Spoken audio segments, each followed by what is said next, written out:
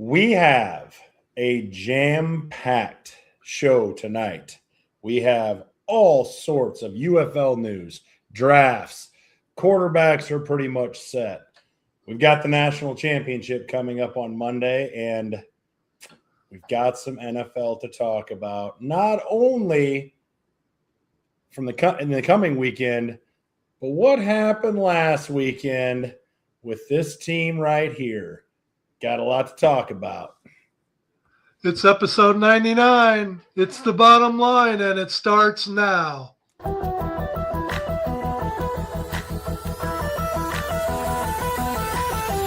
that's the bottom line.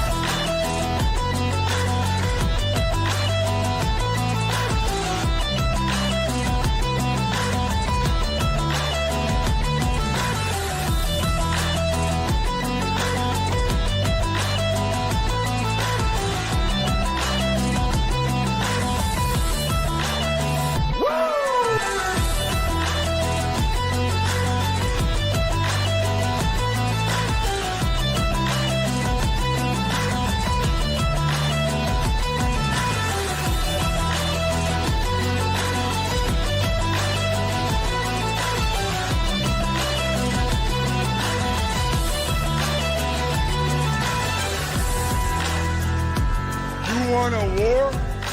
You're going to get one.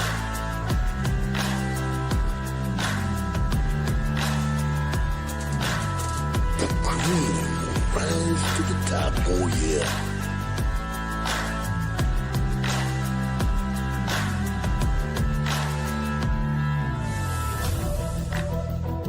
Now you want to get nuts? Come on, let's get nuts.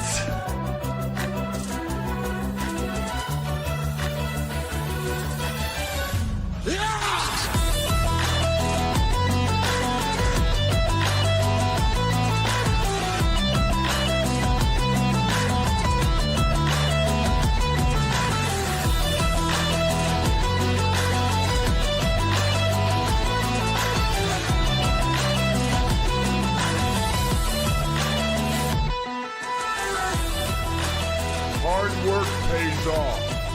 Dreams come true. Bad times don't last, but bad guys do.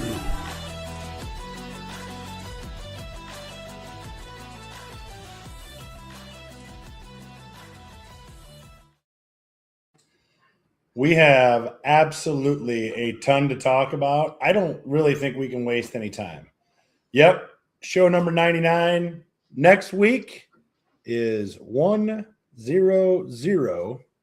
But, I mean, we really don't have any time to talk about that because we have a jam-packed show, UFL, big college game, and tons of NFL to get to. So I think we should bring on the boys. Brett, I think we're going to talk a little UFL tonight. Are you up with that? Or? Yeah, we can do that. All right. We can do that. Let's go ahead. KJ? Yeah, let's go ahead. KJ, how's it going? Good evening, gentlemen. Got a little UFL talk tonight. A little, I say a little, but I mean a lot. We got a ton to get to. I think we probably just jump into it. I mean, Brett, tell us what's all transpired, and I'll try to keep up with clicking different things on the screen here so people can follow us. So take it away. Man, we had the quarterback allocation, Friday, and they released that information Monday on which quarterbacks are going to which teams. Each team's allowed 3 quarterbacks. There's, 2 or 3 teams that only have 2 at this point, which I'm sure they will sign their additional quarterback right around camp startup, which is the end of February. Then we had the day 1 draft. And then, of course, today finished up with day 2 on the free agents. Day 1 was the UFL guys. Each team had the option to protect 12 players from the previous season. Some teams did that. Some teams, only kept 6, only kept 10. There was some interesting people, really with every roster that was unprotected that ended up going elsewhere. I think we've all kind of noticed that from being Battlehawks fans, Houston fan, and Birmingham fan here on the show currently.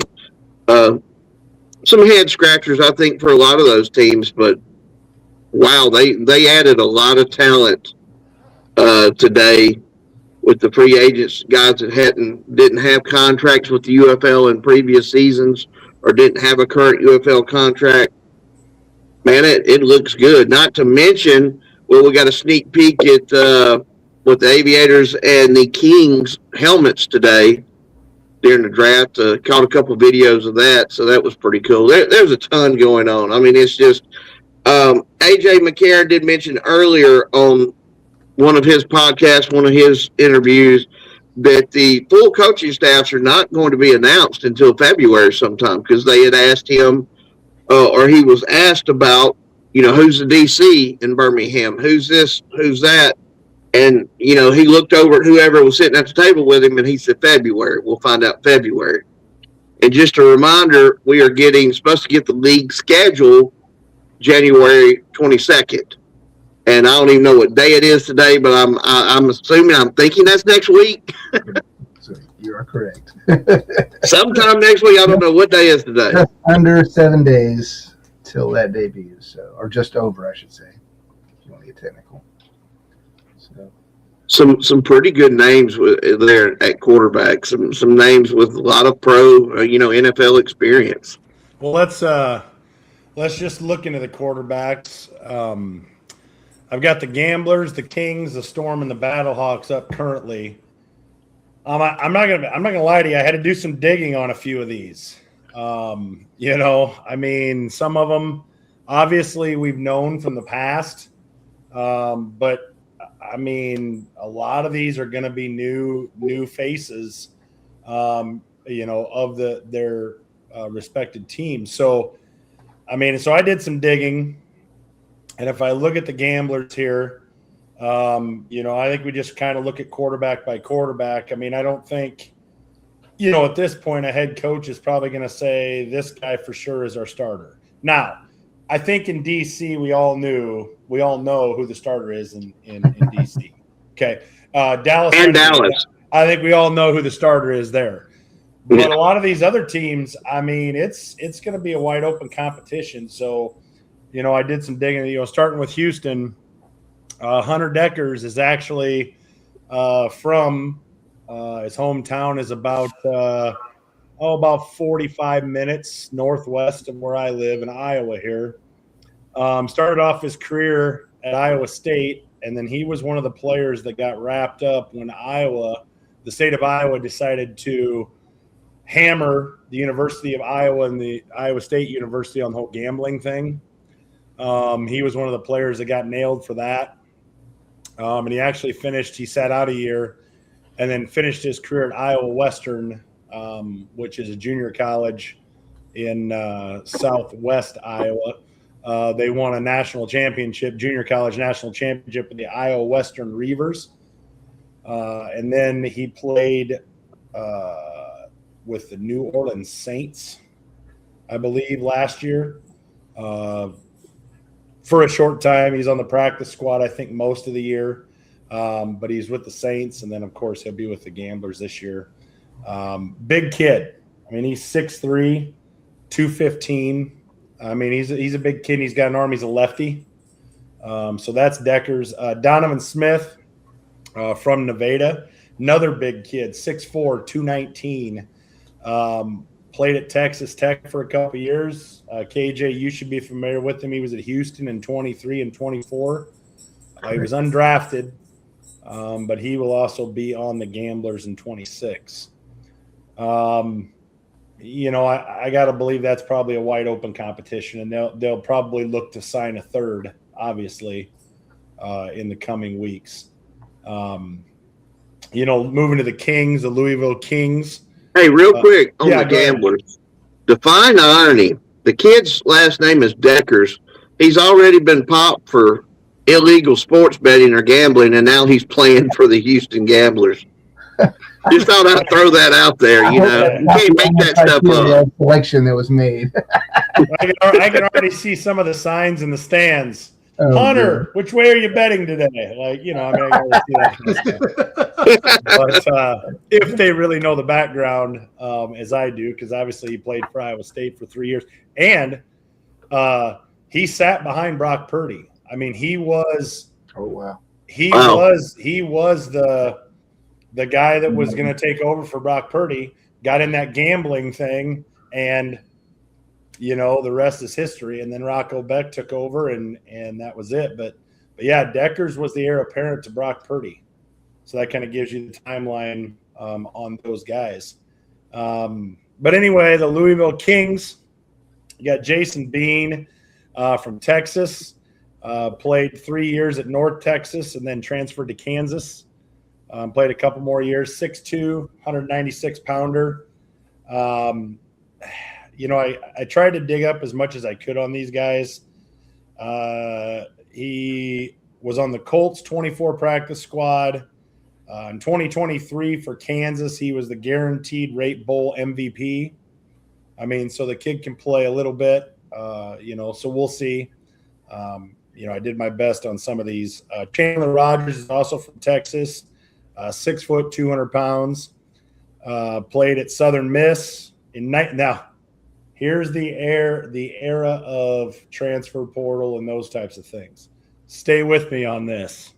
He was at Southern Miss in 19, Blinn in 20. Don't know what that is. Louisiana Monroe in 21 and 22. North Texas in 23, and California in 24. He bounced around. And TJ Finley said, "Hold my beer." I'm sure he'll be in the UFL next year. I'll be right back. So as we could talk a little bit more. I mean, for the sake of time, we're not going to be able to go through every college quarterback, or not college, but UFL quarterback. What do you think about the Battlehawks, Ed? One thing to note on the Battlehawks, you remember Brandon Silvers, you know, started out in the UFL with the Houston Roughnecks, had a really good season. Then he come to the Battlehawks, and he was a backup to A.J. McCarron and Manny Wilkins. And he really took over the starting job the last game or two when the playoffs started for Dugan. Probably turns out that he probably should have been the starter for the season, but that's neither here nor there. But I would say, just looking at the background of the Battlehawk quarterbacks, you know, not knowing them personally or watching them play personally, but I got to believe that it's really Michael Pratt out of Tulane and Brandon Silvers. It's probably going to be a battle of those two. Ben Wooldridge out of Fresno, started with Fresno State, went to Louisiana. He's had a lot of injury problems, so he had a lot of his college cut short just because of injury. So obviously they saw something in him that they wanted to bring him in as part of the quarterback room of three. But just looking at the resumes, I got to believe it's a Michael Pratt, Brandon Silvers battle for the starter. Wouldn't you say, Eric? You know, he was the MVP of the American Athletic Conference championship game in 22. He was the player of the year in 23. You know, there's a lot of accolades that go with him. Drafted in the 7th round by Green Bay. He's been with Tampa Bay, now with the Battlehawks. I mean, from the looks of it, this would be who Ricky Prohl is probably going to, at least going into camp, saying, I feel like this dude is our guy. But when you have a UFL veteran like Brandon Silvers, I think that kind of makes sense. Like, if you believe Pratt is the guy and it turns out he's not, Silvers is a nice fallback, especially with what it appears to be the majority of our receiving core coming back from the previous year. I think that looks like the plan to me with the Battlehawks anyway. Yeah, Coach Prohl made the comment that they were going to put the ball in the air this season. And like you said, they basically got a carbon copy of their same quarterback or same wide receiver group. I mean, it's pretty much verbatim. They got everybody back. Right. And so we all know that Brandon Silvers can throw the rock. So evidently Michael Pratt must be in the same boat because it sounds like, thank God, that we're going to actually have a passing offense this year, and we're not going to have to rely on our quarterback to get first downs with his legs. So let's hope. Let's hope. So moving on to the Orlando Storm, we got Jake Plummer and Dorian Thompson-Robinson. I don't, if that hyphenated name on his jersey, man, it's going to be from, shoulder pad to shoulder pad clear across there. Jack Plummer, another Iowa guy from Eastern Iowa in Dubuque, 6'5", 215, big dude, real big dude. Jake's son? I'm just curious because I don't believe so. Okay, I'm just curious. I tried to do some digging. I didn't dig too far, but normally that would be something that would pop up real quick if it was. Yeah, that was the first thing that hit me. If that was Jake the Snake's son. Yeah, I thought about it when I looked it up, but it wasn't something that came up right away. So I'm like, it must be, might not even be a relation. But he was at Purdue for 3 years. Then he spent a year at California, and then he spent a year at Louisville. So transfer portal. It's probably some guy who watched Jake Plummer, the real Jake Plummer, play back in the day, and he ended up naming his kid. Yeah. But I will tell you, I remember Jake the Snake, but I don't remember 6'5", 215-pound Jake the Snake. No. So this guy is definitely built different than that. Thompson-Robinson from California, played his years all at UCLA, which was kind of surprising to me. One of the only guys that I have on these lists that played for one college and one college only. 4 years at UCLA, 6'2", 203 pounds. He was a fifth-round draft pick by Cleveland. He was with Cleveland for 23 and 24. I mean, lucky him. He was on the Eagles practice squad in 25, and then obviously now with the Storm in 26. Now that he's been ruined by Cleveland. Yeah. He's now in the UFL. Correct. But now he'll get back to the league. Just not with Cleveland. Just not with Cleveland, hopefully for his sake. But yeah, you can see that there's obviously 3 teams there, aside from St. Louis, that need to fill their quarterback rooms, with the Gamblers, Kings, and Storm. Looking at Birmingham, obviously, Brett, we know Matt Corral. He's been around a while with XFL, UFL. But they did pick up a couple other ones. Again, I had to look these guys up. I mean, Elgersma, I know the name, obviously because NFC North team with Green Bay, but he's actually from Canada. Right. Another big boy, 6'5", 227. He was with Green Bay for a year, and now he's with the Stallions. Not a whole lot other than that on him. And then Jaron Hall from Utah went to BYU. Another player on here that spent his entire time at BYU, 6 foot 207. Was with Minnesota, Seattle, most recently, and now with Birmingham. So keep an eye out for Hall. The problem with Corral, and we've seen him, I think he's got one of the highest ceilings of any spring football quarterback, but he's also got one of the lowest floors. It has been, ever since he's been in spring football, it has been absolutely feast or famine. One game you're like, how's this guy not on the NFL roster? And then the next game you're like, he just.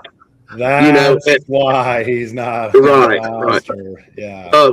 The crazy thing I want to mention about Brandon Silvers with St. Louis, he played at Troy in South Alabama. He's from Orange Beach, Mobile area, which is where AJ's from. AJ and him are actually buddies. Yeah. And I started watching him a few weeks ago on X, and I knew he was coming back, but it really floored me that he did not. But what do you think, KJ? I was shocked to not see him on the Stallions. I mean, you got to imagine. I mean, he's already shown it in one of his coaching hires that AJ's pulling from the respective tools in his professional tool belt of the accolades and the relationships he's fostered as a player over the years. Obviously, that plethora of people can extend far beyond the limits of your roster and coaching staff size. But still, I would echo your sentiment in saying, it was a bit of a surprise to not see him get picked up by them. But you got to imagine that hopefully things are still peaceable between the two of them, and it'll be exciting to see them kind of play each other from an indirect standpoint at some point this coming season. I was not upset to see that, by the way. I mean, I'm sure, St. Louis fans, I'm sure, are happy to have him back. I, for one, being a current Houston fan, past Roughnecks fan, am very happy to see him get another chance because I still root for him every chance I get. He's one of my favorite quarterbacks we've had in the league since, the earlier years to watch and play. So we'll see how it turns out for them. Switching to the Renegades, I mean, I think we all know about the King of Spring, Luis Perez. Luis Perez. I would say Prince at this point, but Perez. So I think if you're a UFL fan with a heartbeat, you probably know who he is. But Austin Reed from Florida, another one of these journeyman quarterbacks out of college.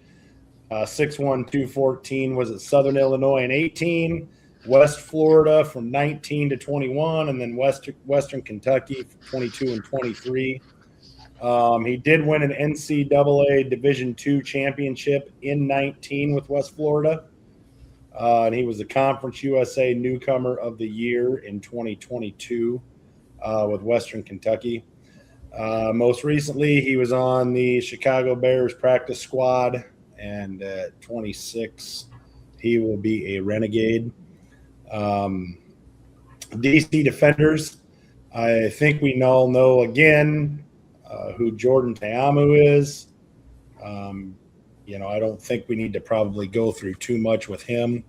But the other two, I'm familiar with Spencer Sanders from Texas. He was at Oklahoma State University, 18 through 22, and then played a year at Ole Miss, 6'2", 219-pound, pretty mobile guy. He was able to pick him up and put him down and get first downs with his legs. He was the Big 12 Freshman of the Year in 2019, first team All Big 12 in 21. He was undrafted. And as you can see, I think this was the DC Defenders quarterback room from last year. So also a UFL champion. And then Mike DeLeo. Is that how you say it, Brett? DeLeo? Yeah, that's it. I'm from Alabama. Why are you asking me? DeLeo? From Florida. We don't have many DeLeos down here. Right. Started in 6 foot, 211-pound quarterback. Started at Florida Tech for 2 years, then went to Middle Tennessee for 2 years, and then finished up at Austin P. And then also, a UFL champion. Ed, you want to take the Columbus Aviators? I mean, Clayton Tune obviously played a little bit for the Packers this year. I think was it the last week of the season he saw some time on the field? When they sat Jordan Love and Manny Wilkins had a shoulder injury. But go ahead, Ed. Take the Aviators. I really, you probably have more to add than me. I was just going to ask KJ, was you surprised to see that McClendon ended up in Columbus? Yeah, definitely. I would say so. It's honestly not ironic, but then ironic at the same token that in just with us releasing him or not someone not re-grabbing him, I guess you'd say, in the draft, that they also picked up Kiki Chisholm at receiver and a couple other ex-Roughnecks from last season. So they've really Columbus is definitely, I think, one of the teams to watch. Even just if you look at the quarterback rooms, in my opinion, I put them in the top 2 or 3 teams right now in the league. Definitely the top half at a very bare minimum in terms of talent. I think it's he's really showed a good amount of growth, I think, last season, and really for several games. Brett, I think, would agree with me, are the reason that we were, so close to knocking on the door to a playoff berth, missing out on that for the past couple seasons. So, I mean, he's definitely got the skill set to be good. He's got the height factor. He's very mobile. I know Clayton has a similar build in terms of like just general QB chemistry, cohesion, if you will. I think that would be true for Jalen also, because we saw him play last season. So, I mean, really, in my eyes, I mean, they've got a very mobile, diverse QB room, and any one of those guys, theoretically, I mean, could take the spot. That's a sneaky good quarterback room. It really is. I agree. If you look at Tune, obviously born in Texas, 6'3", 220-pound quarterback, pretty big kid. Played all of his college years at Houston, so KJ's familiar with him. Was a fifth-round draft pick to the Arizona Cardinals. Was at the Cardinals a couple years, with the Packers this past year. And then obviously the season has ended for the Green Bay Packers. So now Tune has entered the UFL to, get another opportunity. But he does have NFL experience. And then Jalen Morton, 6'4", 226-pound quarterback out of Texas. Went to Prairie View A&M. This guy has bounced around, quite a bit. He's with the Packers in 20, the Colts in 21, practice squads. Then he's with the Hamilton Tiger Cats. And then that's the CFL, correct, Brett? Right. And then he was with the Birmingham Stallions in 23. Yep. Then he's with the Southwest Kansas Storm in 25. Then is that a Arena Football League? Yes. Team? Because then he came to the Stallions in 25, and then he went back to the Southwest Kansas Storm in 25.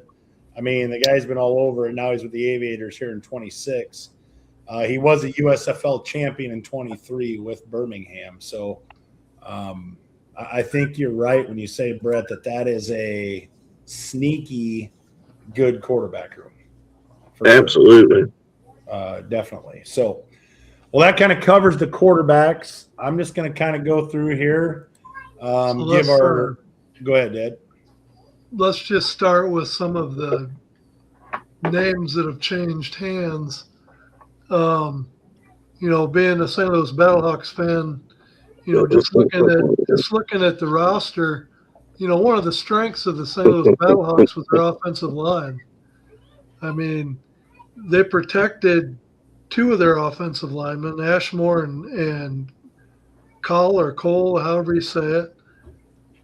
I was really surprised that they didn't protect some of the others. I mean, they lost Abdul Beecham to Dallas. They lost Gonzalez, who was kind of pitted as the number one overall free agent or a player that was available for draft, and he went number one for offensive lineman to Birmingham. Then Jones Smith, who's been a tackle for the Battlehawks for several years, he's now with Houston. Then you look at the secondary. The secondary was really hit. I mean, we was able to protect Miles Jones, Miles Sims, and but we lost Metters to Orlando. We lost Sebastian to Dallas. We lost Cole, safety, to Dallas.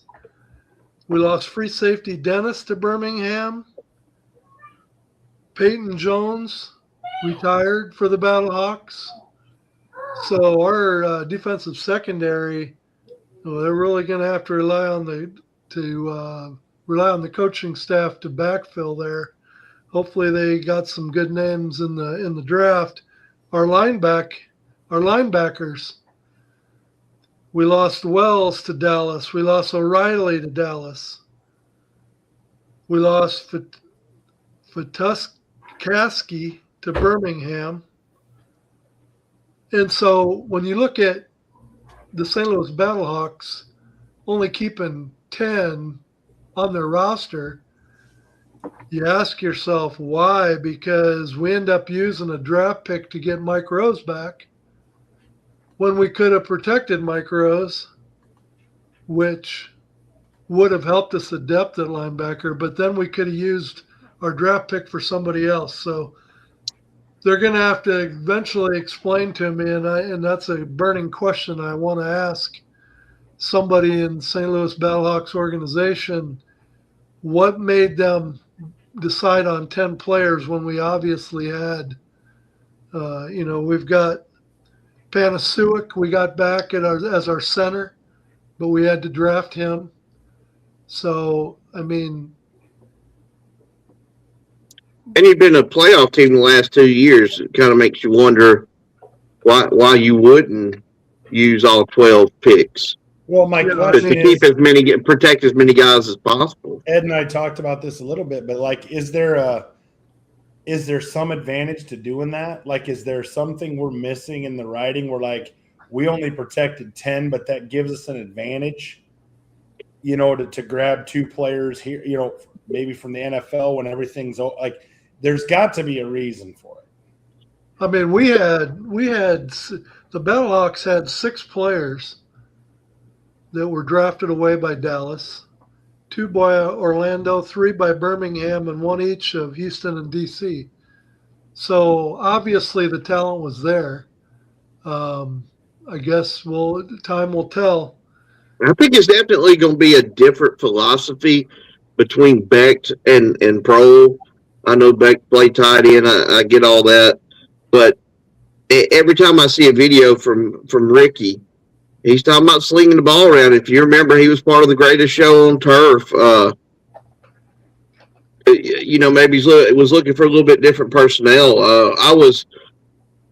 Being a Stallions fan, I was extremely excited to see Gonzalez because, let's be honest, Birmingham had been the class of spring football for a while, but there was definitely a dip last year, and I noticed it immediately, and it continued throughout the season and pretty much undone Birmingham, and that was the trench play. We had really gotten old and kind of soft on the offensive line and defensive line, and that was a big pickup. That was AJ's first pick yesterday. They had the lineman session first, and I think who had the number 1? AJ had the number 2 pick, and that was the guy he wanted from the get-go was Gonzalez from St. Louis. Yeah, and of course he had to. I saw a post on Facebook where AJ had to post that they were reunited. So I gotta. I was talking. Brett, you and I were talking about Birmingham, and the big shoes to fill with AJ McCarron. But kind of give us your idea after this draft, your thoughts on AJ, because I got to say, I'm pretty pleasantly surprised at what he's building in Birmingham. I've had to do a lot of battling with Birmingham fans over this. We know, Stoops stepped down in Dallas, Skip stepped down in Birmingham. Roles have changed. They're wanting a lot more active on social media, doing a lot more events. It's a now year-round job. Don't want to get into all that, but you have a lot of haters for obvious reason because AJ's lack of coaching experience and the fact that Skip did so well in Birmingham. He was there 4 years, took us to 3 championships, took us to the playoffs another year. But with a roster that we were just not nearly as good last year as we've been in the past. But what I tried to tell them, every coach starts out with no experience. Nick Saban didn't have any experience. His first coaching job. I mean, I understand. He's taking on a big role in a real deal spring football league, a pro football league. But the kid was under Nick Saban for 4 years. The kid was, and I say kid because he's 10 years younger than I am. For all you viewers on the comment line, you need to drink a shot. Yeah, drink a shot. You got a Drink Nick a shot. Saban ref It once just in the Well, I got UFL. one. Yeah, I got one. But AJ was what in the pros or the NFL for like 8 years. Then he was in St. Louis for 2 years.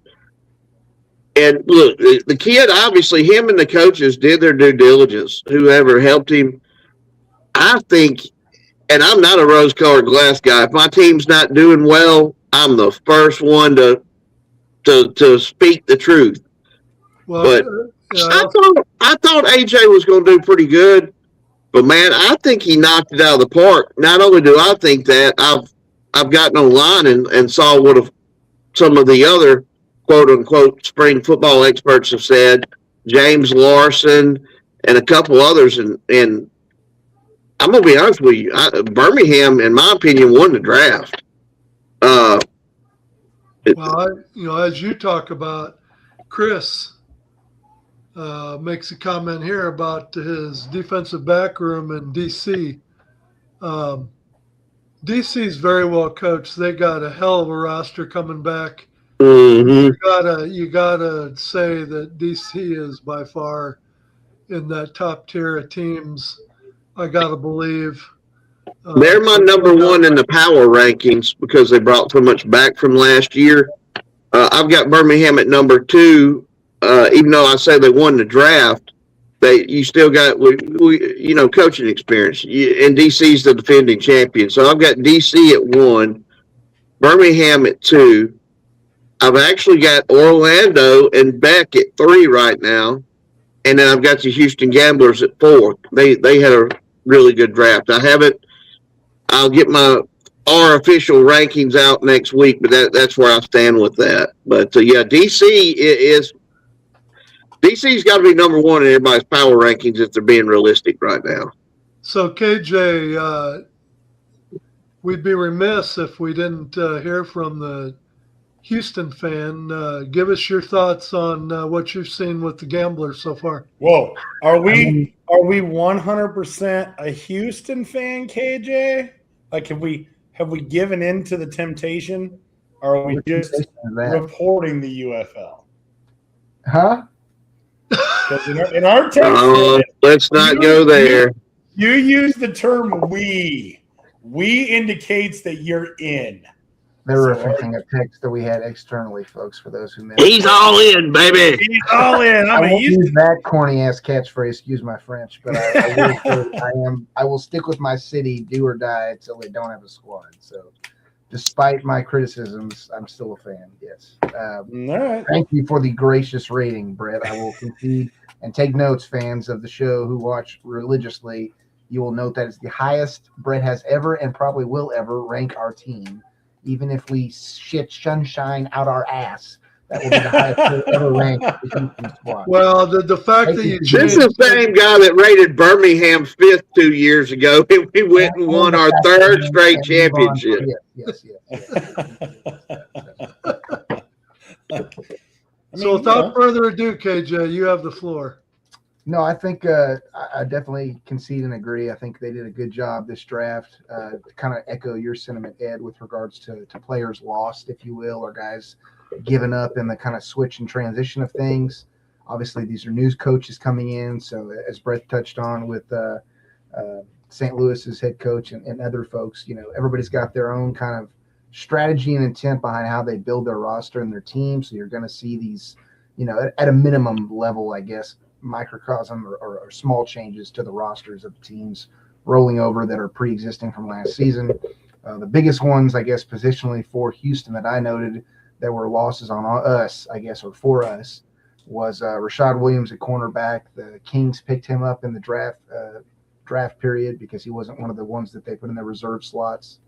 Another notable name, I may butcher his last name, I apologize in advance, Olive Sagapolu, one of our big defensive linemen. For those who attended a Roughnecks game, you noted he was the guy always having the big neck brace on his back, and besides the point that he looked like, a freaking giant on the field. And then the third one, for me, obviously, that's the biggest of the 3 outside of Jalen McClendon at the quarterback position, is Kiki Chisholm at wide receiver.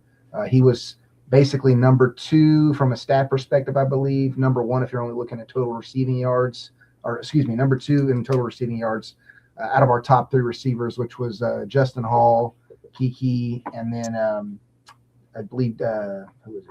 Third, I had Lawrence Keys, who was another one that we did put in our reserve 12 for the Gamblers. So they did a good job of at least retaining some of the power within our wide receiving core, I think. And then if you look at the rest of that list, really the majority of it is the defensive side of the football, which makes total sense if you know anything from last season with how well we did there, aside from maybe one game blunder that will make Brett smile to look back on with fond memory. I won't go there in terms of specifics, but anyways, I think roster-wise they're well set and well equipped to go. I personally am very anticipating and excited to see who they bring in for that third QB spot, since we are one of the teams that don't have our QB room fully filled out. I think for me, based on what I've seen in terms of the roster pickups for most squads, I haven't tracked it religiously for every single team of the entire league, but I would concede and agree with Brett. I think we're probably middle of the pack when you look at just the roster. I don't know if I'd rank them any higher than definitely wouldn't rank them. Personally, for me, I think I'd put him at 4 to be generous, but that's due to other criticisms with regards to coaching and that sort of thing. So everybody's got their point of view there. I think they'll, if Kevin brings in the right crew to support him from an assistant standpoint, they can definitely be a fortuitous team that puts up a good fight this season and really can be one of the main 4, if you will, that battle for contention for a playoff spot. And that's all what it's really going to come down to is what the X's and O's look like when they touch the field come game day. So one name that just boggles my mind, and it's a example of the rich getting richer. If you're the Orlando Storm and you have the option of putting Anthony McFarland on your reserve list and you don't do it, what are you thinking? And of course, Birmingham picks him up, and so now Anthony McFarland is just another weapon that Birmingham has at their disposal. But guys, help me. How does it make sense that Anthony McFarland is not protected by the Orlando Storm? It doesn't. I'm not. When I saw that, I couldn't believe that he was not part of the Storm. And he said they only protected 6 guys, didn't he? I get the idea in terms of reserve players kept rolled over from the. Yeah, I get the idea, and I see what you're saying about him being injury prone, but when he's on the field, he's a game changer. 100%. And so you can never have enough of those kind of players on your roster. So, I've watched Coach Beck for a lot of years in St. Louis, and it just surprised me that he wasn't protected. So maybe there's something to that we don't know about, but I would agree with that in the same mindset for John Trey Kirkland. Like, he was a big contributor to the Brahmas last season, and right. Houston was able to steal him. So, I mean, there's more than, to your point, and plenty of guys, if you look at some of the pre-existing teams from last year, that's a true statement for that they. And Kirkland was with the Roughnecks previously, right? He was. I mean, yeah. I with Brandon Silvers and Wade Phillips, and yeah. So.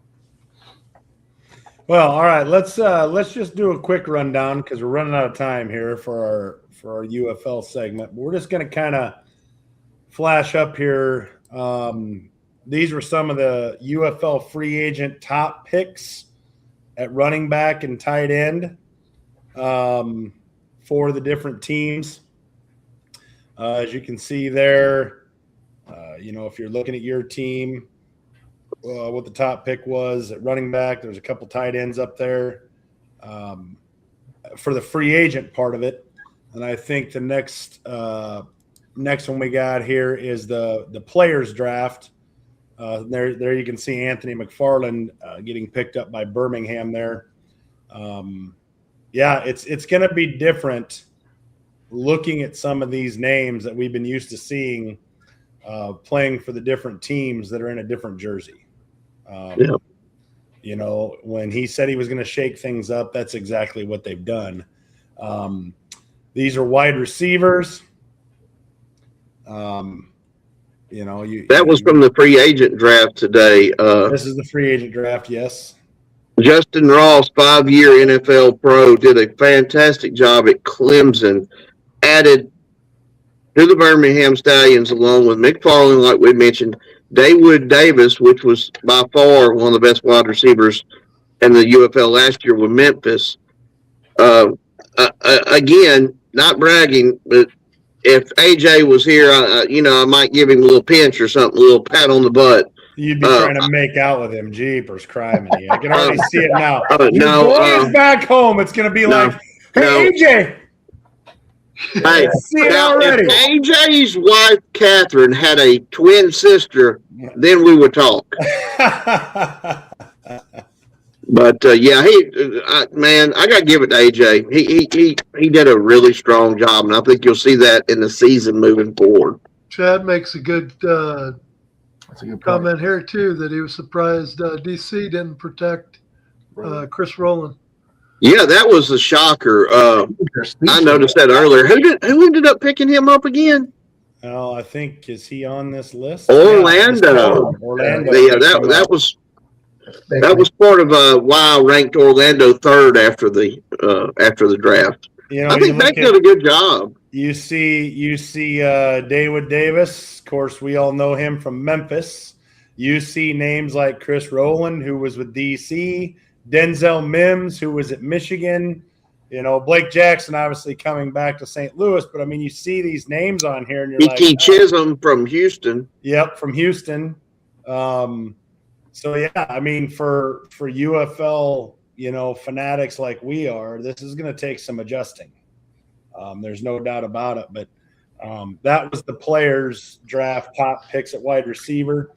Moving to defensive backs, you know, is there any surprises there? This was the free agent draft. Brett, is there any surprises on this list that you can see? Man, again, I go back to Houston, Orlando. St. Louis did end up with some holes, but I think they filled them well. Birmingham got to keep a good core. JoJo Tillery's been with us for quite a while. I've talked to JoJo personally at some events. He's kind of the leader of that secondary safety. Man, I can't be any more excited. There's a lot of new guys too that put their name out there this year in the free agency draft, and then and all their workouts throughout the season. What do you call them? Help me out. Camps, showcases. Showcases. There's quite a few guys that was taken out of showcases too, which I thought was really neat. Here's the player. I don't know what to think moving forward, but it's going to be an exciting season once again. Eric touched on some of the players that we pulled from, you know, the arena leagues, but the unique thing about this season, which I don't know if it was true last year, it may have been just lack of memory, but we even got guys, you know, who have been picked up from the European League during this draft series. So it's cool to see that assimilation of talent from multiple, you know, sub-tier leagues, I guess, or secondary tier leagues, if you want to call it that. Right. Going back to Chris Rowland, when we're talking about him, Chris puts on the comment line here that Chris Rowland was undecided on if he wanted to keep playing until real recently.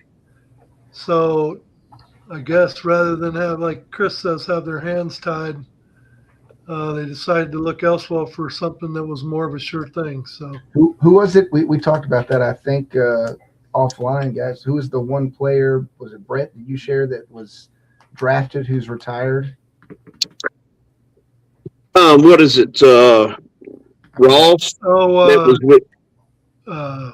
with Birmingham. He played at Clemson, and he went ahead and retired. Yeah, I can't even think of who picked him up, but he's one of the guys we didn't protect. Amari Ross. So looking at the front seven, you know, this was the free agent pickups, top free agent pickups for each team. And then you look at the players draft at some of the names there. Trying to think, was Antoine Jackson, was he San Antonio last year? He may have been. I recognize his name. Yeah, I'm trying to think if he was San Antonio, but there is out of the players draft to the teams that they went, and then finally Look at Malik Fisher. He was a big name with the championship DC Defenders, and the Gamblers got him. Yeah, Chad, that player we were trying to think of was Amari Rogers. Yeah. I kept saying Ross. It was Rogers. Sorry. Drafted him. And then look at Beck stealing away Garrett from St. Louis, and then St. Louis picking up a longtime Birmingham Stallion, Carlos Davis. Yeah. Carlos can play. So, and then on the offensive line, the players draft, obviously you can see Steven Gonzalez from St. Louis to Birmingham. St. Louis was able to hold on to Panasiuk. There's some Okafor leaving St. Louis to Dallas. I kind of look at it. Ed brought this up earlier, but it may be a change in philosophy. It may be, those guys were more of run blocker, road grader types, and Ricky Prohl is looking for more better pass protection. I mean, it could be something as simple as that, so we look at it like, oh, we're going to throw the ball. Well, maybe that's why Okafor is gone. I don't know that. I haven't dug that deep into it, but that's a possibility. Right. And then free agent draft, the different pickups from the team in the free agent draft on the offensive line. So a lot going on in the UFL, and there's only going to be more to come when these teams completely fill out. We start seeing coaching staffs fill out. I see one of the comment lines on the comment line before. Somebody made a comment. Here it is. I hope you're right. I'll take AJ Smith as our OC and Wade Phillips as our DC. I'd take that in a heartbeat at St. Louis. Yeah. But, we'll see how that all pans out. Anything more for the UFL for the good of the cause, boys? Otherwise, we are going to take a sponsor break. Bring back the Panthers. We're gonna bring Chad on as he's been anxiously awaiting in the background. But we're gonna get a word from our sponsor real quick, and we are gonna get into the national championship game where Miami has no shot. Back in a minute.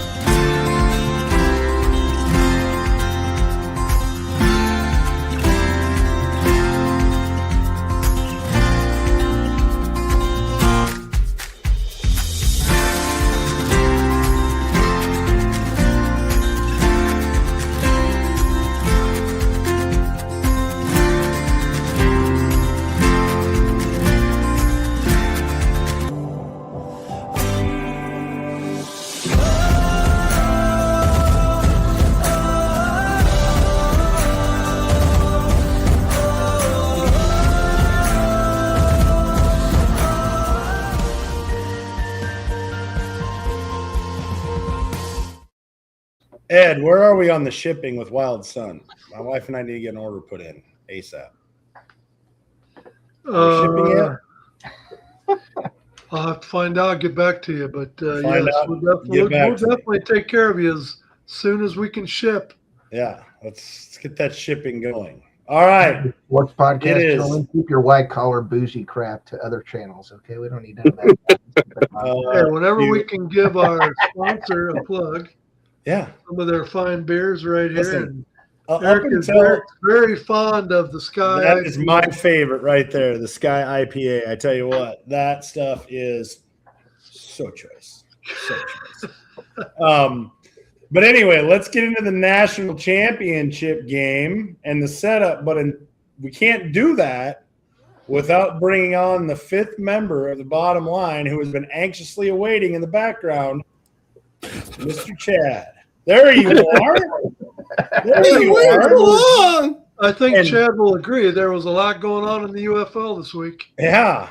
And talk about you guys were like a bunch of cackling hens in the that's hey, for sure. UFL's getting close. But yeah, I was like, go for it, guys. You guys are going at it. solidly Yes. dressed today, Chad, too. I see. Man, I like that. Little bougie. Yeah, that's nice. That's real nice. I love Ed, your I can Cincinnati get Reds you. coat. I can get you one. I can get you one, Ed. Cincinnati you- Reds? No, I'm not a Cincinnati Red fan. Yeah. All right. Yeah. Before we went to break, I said this. National championship game is here Monday. Does Miami have a chance? I'll be mowing And- the lawn by halftime. I think, Wow. Yes. well, yeah, they're going to start. Yeah, they're going to start the game with 11 players like Indiana is. But, I have a feeling and of course, we could be shocked. Miami could come out and it could be one of those Hoosier moments. But you guys realize that Mendoza has, in 2 games in the college football playoff, he has 8 touchdown passes. He has only thrown 5 incompletions. 5. He has more touchdown passes. That sounds than like J.J. incomplete McCarthy in Michigan. passes. I would just like to point out that I was saying this in week 3 or 4 of the college season. You rolled with and them. you all were doubting the Hoosiers, and even one of you is now switched allegiances from their alma mater to the University of Indiana Hoosiers. Dang right, man. I'm going to be getting a Hoosiers football jersey. That's because Iowa State is now I'll playing get a ring on. football. Yeah. You go get a ring on so y'all can kiss it, is what I'm saying here. Kiss the ring. Kiss the ring. Yeah. No, you did. You No. rolled Indiana early. And the thing, you know how many 4 or 5-star recruits the University of Indiana has on it? What is that? Hold on a second. What's going on here? What, are you entertaining your granddaughter or what? I'm not. No, that's not me. Might be the Brett jingle.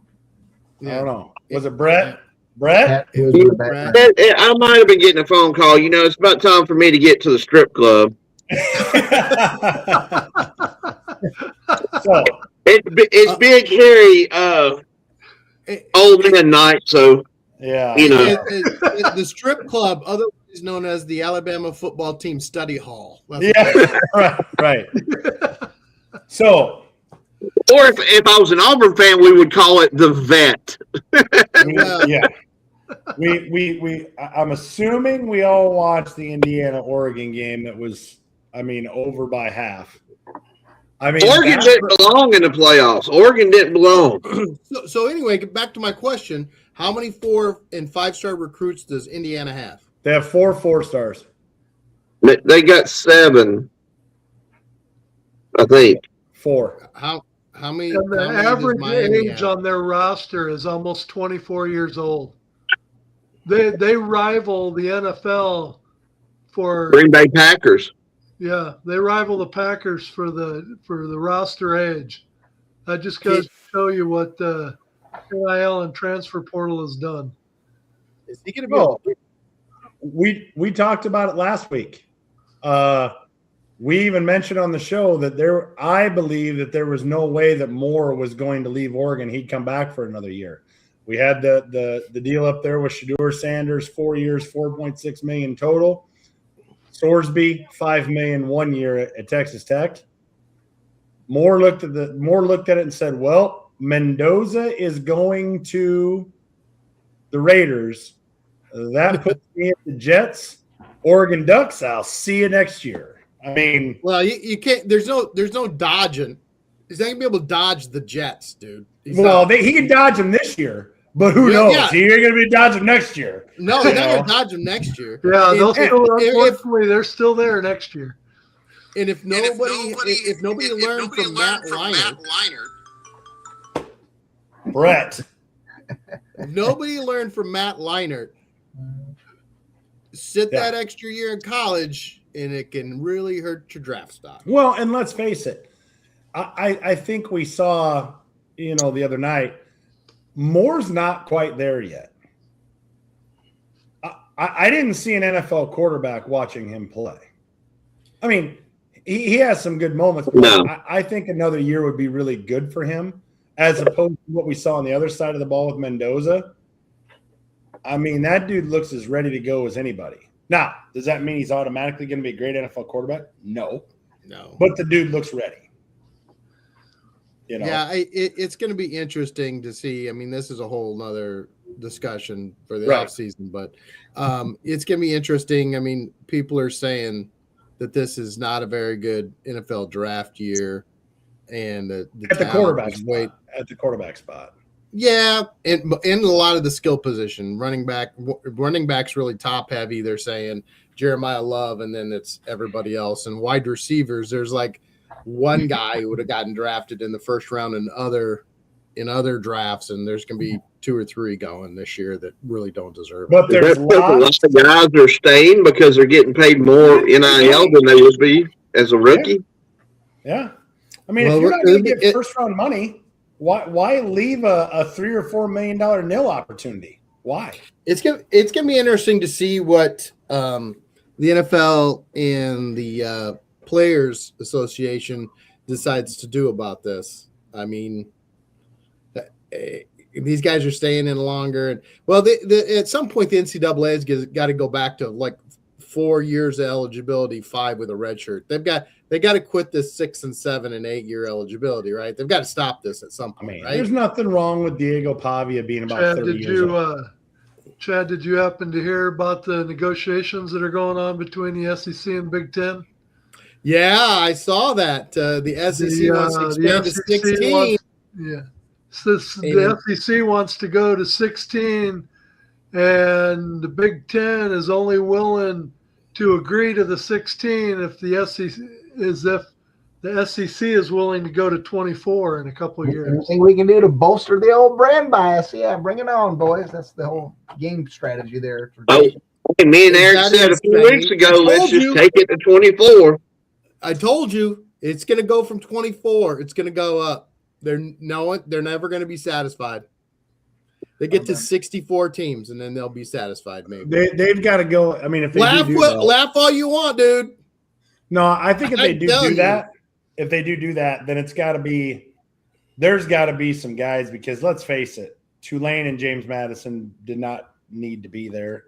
And they have got. I mean, I'm gonna be honest with you, and Brett, I don't mean this to get you all riled up because you're the Alabama fan on here, but I'm gonna tell you this: when they say things like, "Well, the SEC schedules and the stuff like that," that's why they play tougher schedules. But when you look at the SEC's performance, And Ole Miss was the one that came out of it to the semifinals.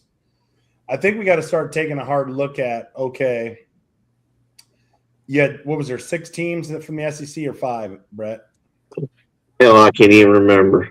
I want to say there were 6, but I could be wrong. It could be 5. Georgia, Alabama, Texas A&M, Ole Miss. Help me out, fellas. I don't know. So and I think they had the majority of the teams in there. They did. So, I mean, should that have been the case? Well, that's the argument out there. Well, the problem is, we all know, and they've got to get the group of 5 their own little playoff, and let's stop with the bullshit. And that's all it is.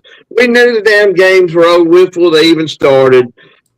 Look, no, we all know Notre Dame should have been in the playoffs. Problem is, one of their spots was taken by one of those damn G5 teams, and their schedule is weak as 12-ply toilet paper. It's soft as, right. I mean, But that's why the Big Ten has come out and they want it to go to 24, because if they said if you're going to do these automatic conference champions from smaller,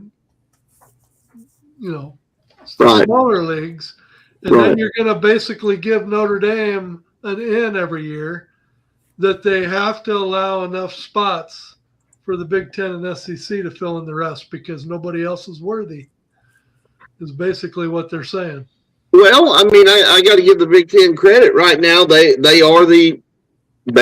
on top.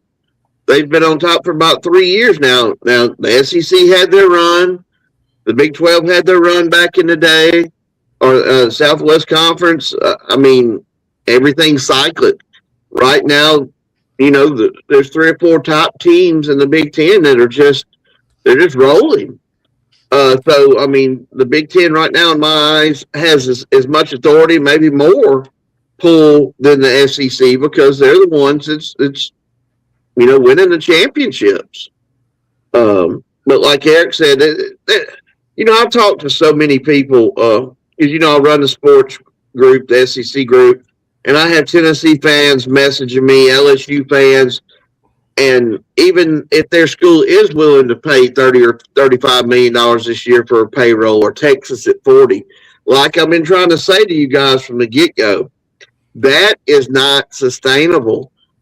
Rich people don't get rich because they throw their money around. That's not how they're wired.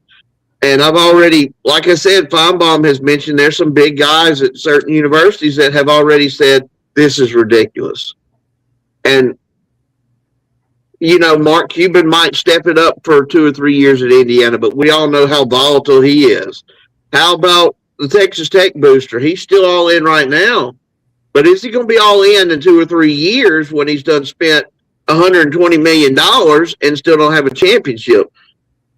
College football is so volatile right now. I can't see the future. 5 years from now, there's no telling what we're going to see. Now, Chad, was right on the money with Indiana, and he's right on the money with the 24 teams. Maybe we should ask Chad where we're going to be in 5 years, because I don't have a clue.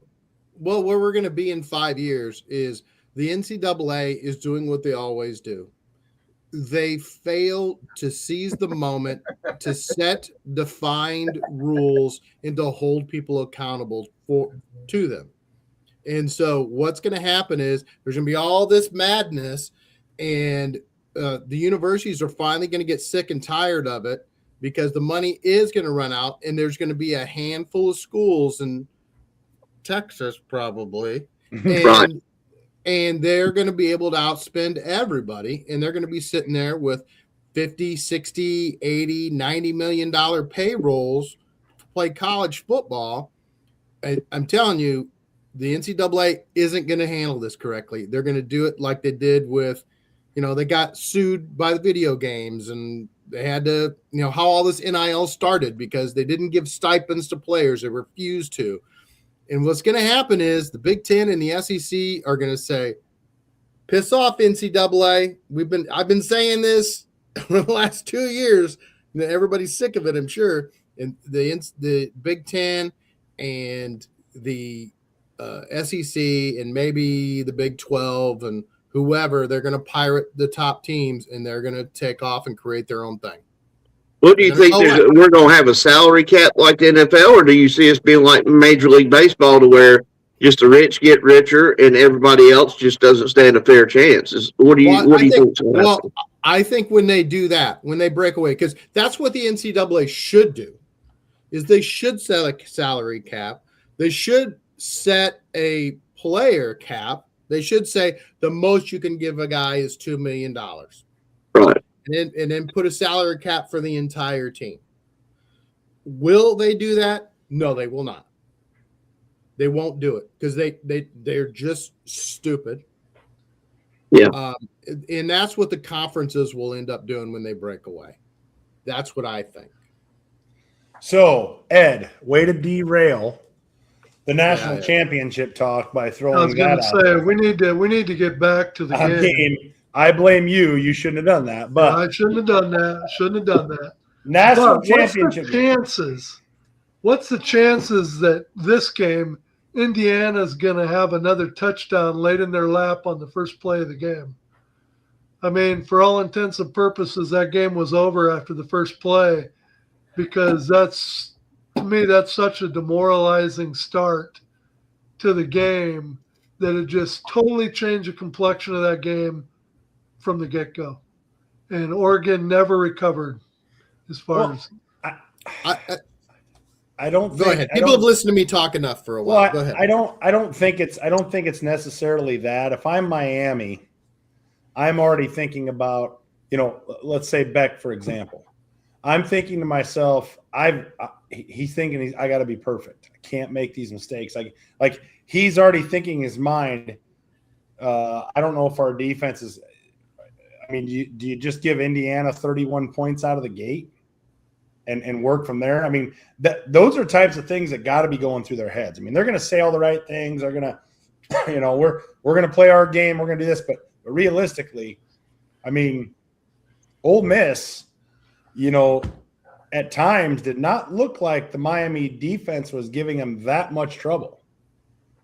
I mean, they moved the ball. Well, if Ole Miss can do that, I got to believe Indiana's going to do that. And, Indiana comes out, let's say they get the ball and they score right away, or, they march it down and score.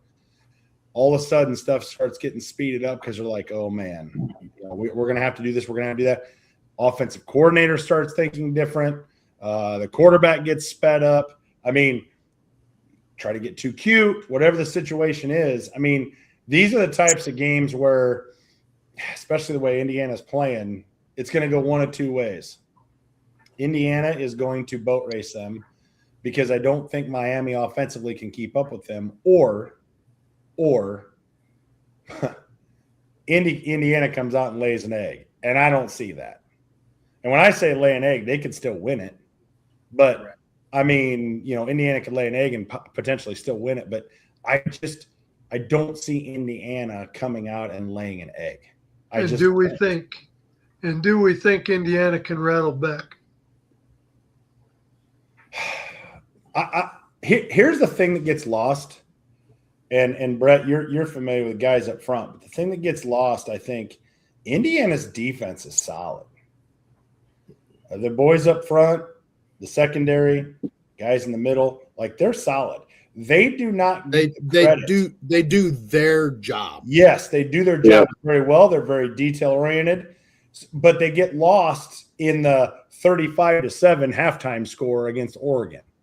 Because it's all about Mendoza and the offense. The defense kind of gets lost in the shuffle.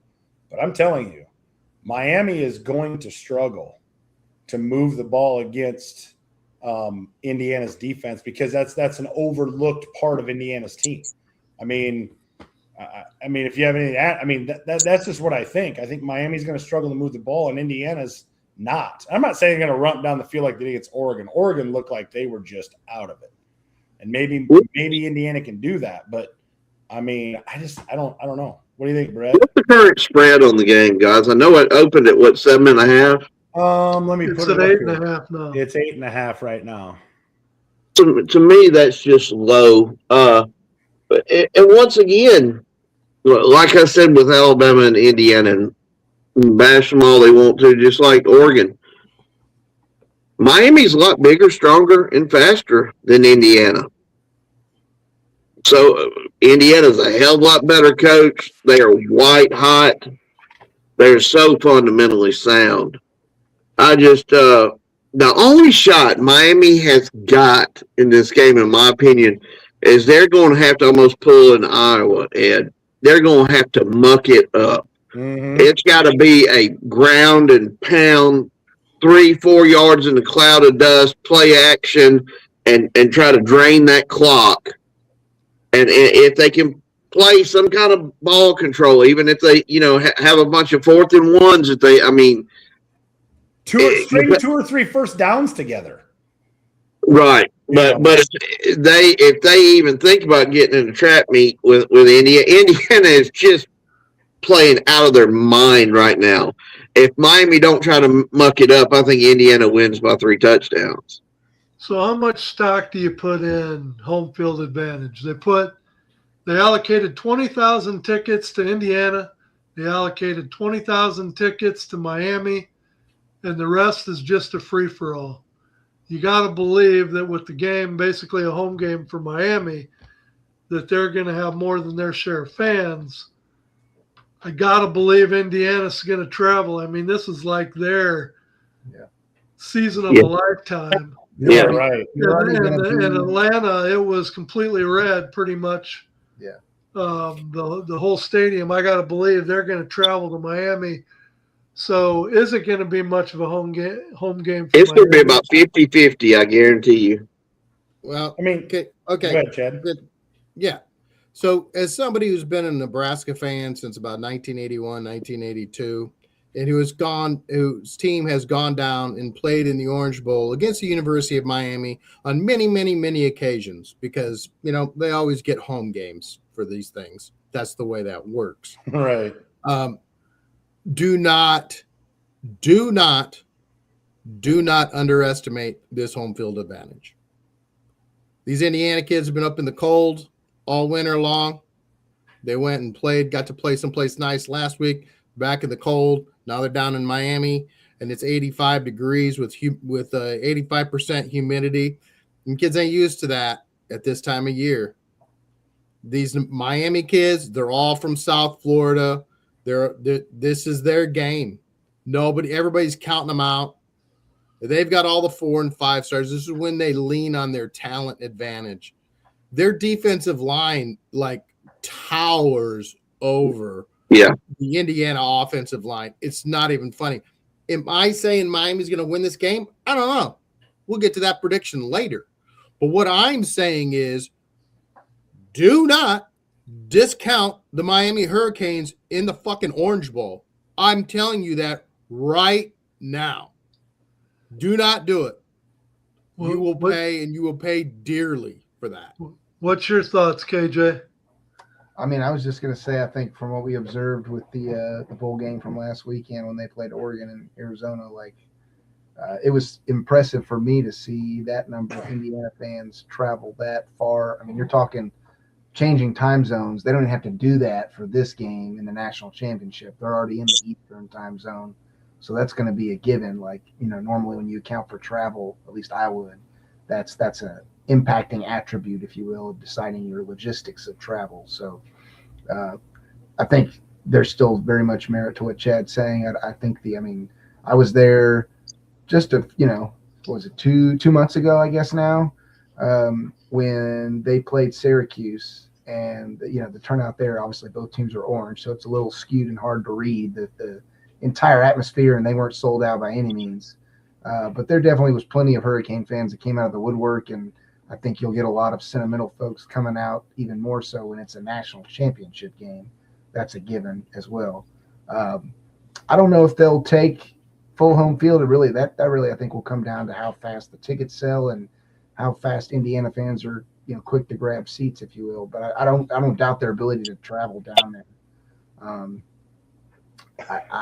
I personally still would give the nod to Indiana, to your point, Eric. But I guess I wouldn't overlook their skill set. Obviously, you do that. That's the chess mental game that a team can get beaten early if they come in too big headed. So no matter. Well, and I think with Cignetti, I mean, clearly the coach of the year. I mean, by far, but right. Miami's only shot, to Chad's point, Miami's only shot is they better dominate the lines of scrimmage. Yeah. If they do not, Miami is dead in the water. But if they come out and they can dominate the lines of scrimmage, because also your point, Chad, I don't think Indiana concerns themselves with, bigger guys. I mean, I think pretty much, they play Ohio State, bigger guys on the other side. They played Iowa, bigger guys on the other side. But I think that's where Miami has to win this game, is at the line of scrimmage. And I think if Miami does win this game, we'll come back next week and we'll be talking about, how Miami dominated the lines of scrimmage. I think that is going to be the key. If they can do that, and they can get to Mendoza, they can put pressure on the defensive side. They can control the football, get first downs through the running game, and those types of things. I think that's the recipe that Miami can win the game with. If they do not, if Miami can turn it into a track meet, if Indiana can turn it into a track meet, and Indiana can put pressure on Miami offensively, I don't think Miami can keep up with Indiana in that situation. So Miami can win the game, but they have to dominate the lines of scrimmage. They just have to. So the moment of truth is here. Go ahead, Chad. Hold on. Comment line. Oh. Viewers that are in the comment line, let's hear what your official prediction is. We're going to get into our picks for this national championship game. So Jay's got the Hoosiers by 10. Marty's got the Hurricanes by 3. Henry's got Indiana for the win. I mean, I'll be the first one to go, and I'm gonna take Indiana. I don't know how you can't. I'm not saying Miami can't win this game. I'm just saying I don't know how you go against Indiana right now. So, give me Homer.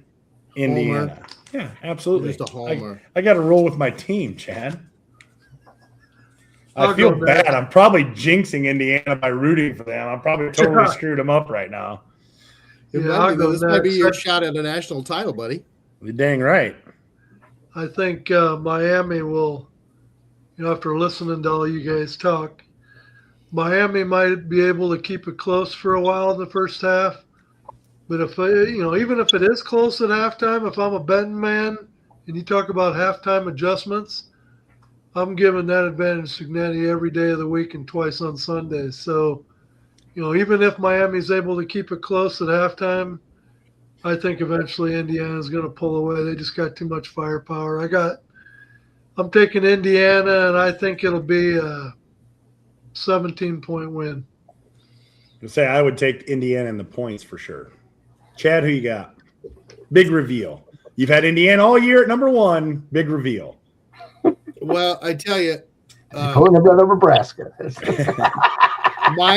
Miami has got to lean on their size and speed advantage. I mean, Indiana's top receiver, what's his name, Surratt or whatever, runs like a 4.6, 4.7 40.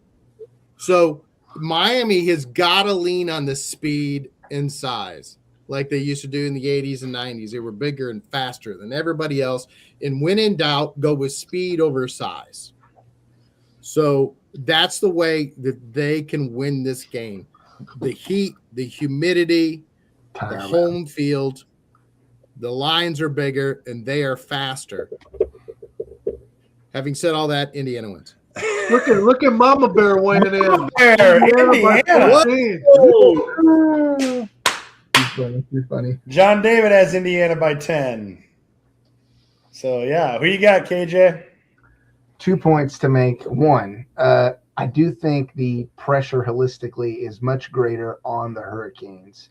And from my experience, it's very rare that you can go out and play a perfect game, which is essentially what the Hurricanes will have to do to even have a chance of winning. That's so much on the teeter-totter of, like I said, perfection.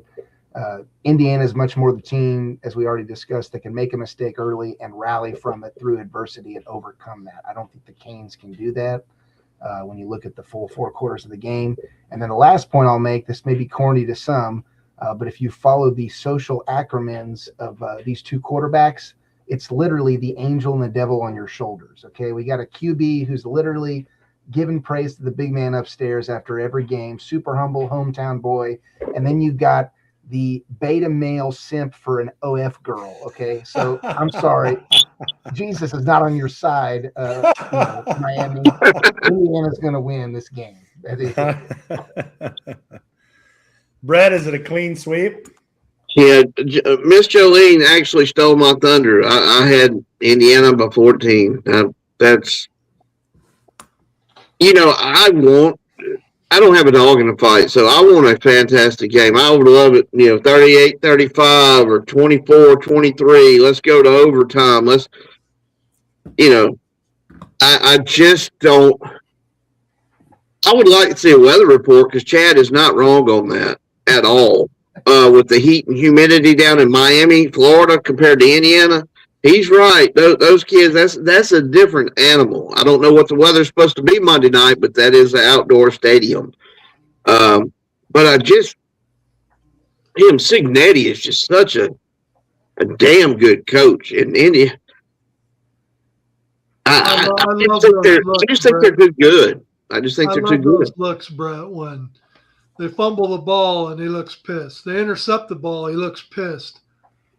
They throw a 90-yard touchdown pass, he looks pissed. It's turned into a shtick for him, but it works. But I love it. Remind you of someone else that I can't say because I don't want all the viewers to get drunk on a Wednesday night. Here comes another. Yeah. Well, Here comes another reference of you know who. Go ahead and say it, Brett. They want to drink bad. The GOAT himself, Lord Darth Nick Saban. I just looked at the forecast, and Indiana's getting lucky. It's supposed to be a high of 67 on Monday. Oh, man, that's That's unfortunate for Miami. Yeah, it is. Big Mike, you sure you don't want to change your pick now? Big Mike says Miami. I like underdogs by 2. The Arctic Gulf Stream winds coming through the U.S. And just as a quick update to Big Mike. Marty took Miami too, but that's because he's still butthurt over the ass whooping we took. And just as an update to Big Mike, I got your shirt in. I got it to get embroidered. As soon as I get that phone call, I'll be getting a hold of you to get your mailing address. The list of demands for the bottom line shirt is continuing to grow. So, even though all the guys that are on our show don't wear it, that's all right. Hey, I worn it like half the shows. What are you talking about? Some of them wear Cincinnati Red coats, and so, you know. It's the Bears. Yes, Alice. I can't break the streak, man. I when they lose, I'll break it. Then the bottom line shirt will be on. But right now, I gotta roll with it, man. I'm kind of weird that way. All right. Any other comments on Indiana and Miami? I think if, like I said, with the points, how many of you would change your pick if we were picking by the points? I wouldn't. I would still take Indiana. I'm sorry. Yeah. I mean, so I guess we will see. That concludes the national championship. But if we want to talk about weather as we move into our NFL segment, okay, if we want to talk about weather, let's talk about this kind of weather. The Iceman, baby. You want to talk about Iceman? You want to talk about weather? Let's talk about the weather that is going to be in Chicago this Sunday for the 5:30 game between the Rams and the Bears. Let's just keep one thing in mind, boys, before we get off on this tangent. It ain't going to be a tangent. We're talking about 4 NFL playoff games. Yep. And you started with the last game on Sunday just because it's the freaking Bears. No. Whatever happened to the Saturday game? Listen. The early game on Saturday. Chad, listen, you can blame Chad for this. Blame Chad for this. Okay. All right. I'm interested. How do you tighten this together? You got my wheels spinning because you brought the weather up in Miami. You're like, it's 85, it's humid, it's all this stuff. Like, that can have an effect. It went right into this. I'm like, oh, speaking of effect of the weather, we've got a bunch of LA boys coming to Chicago. And the high in Chicago, the high that day is 16 degrees. The wind chill at about halftime is going to be somewhere between 0 and -10. Yeah, Devontae Adams. Who was the Devontae Adams has already come out for a late game. I love it. Devontae Adams has already come out and said, man, bear weather, I don't want to play in that. See? So psychologically. For you two Southern boys, let me tell you, that's ball-chilling cold.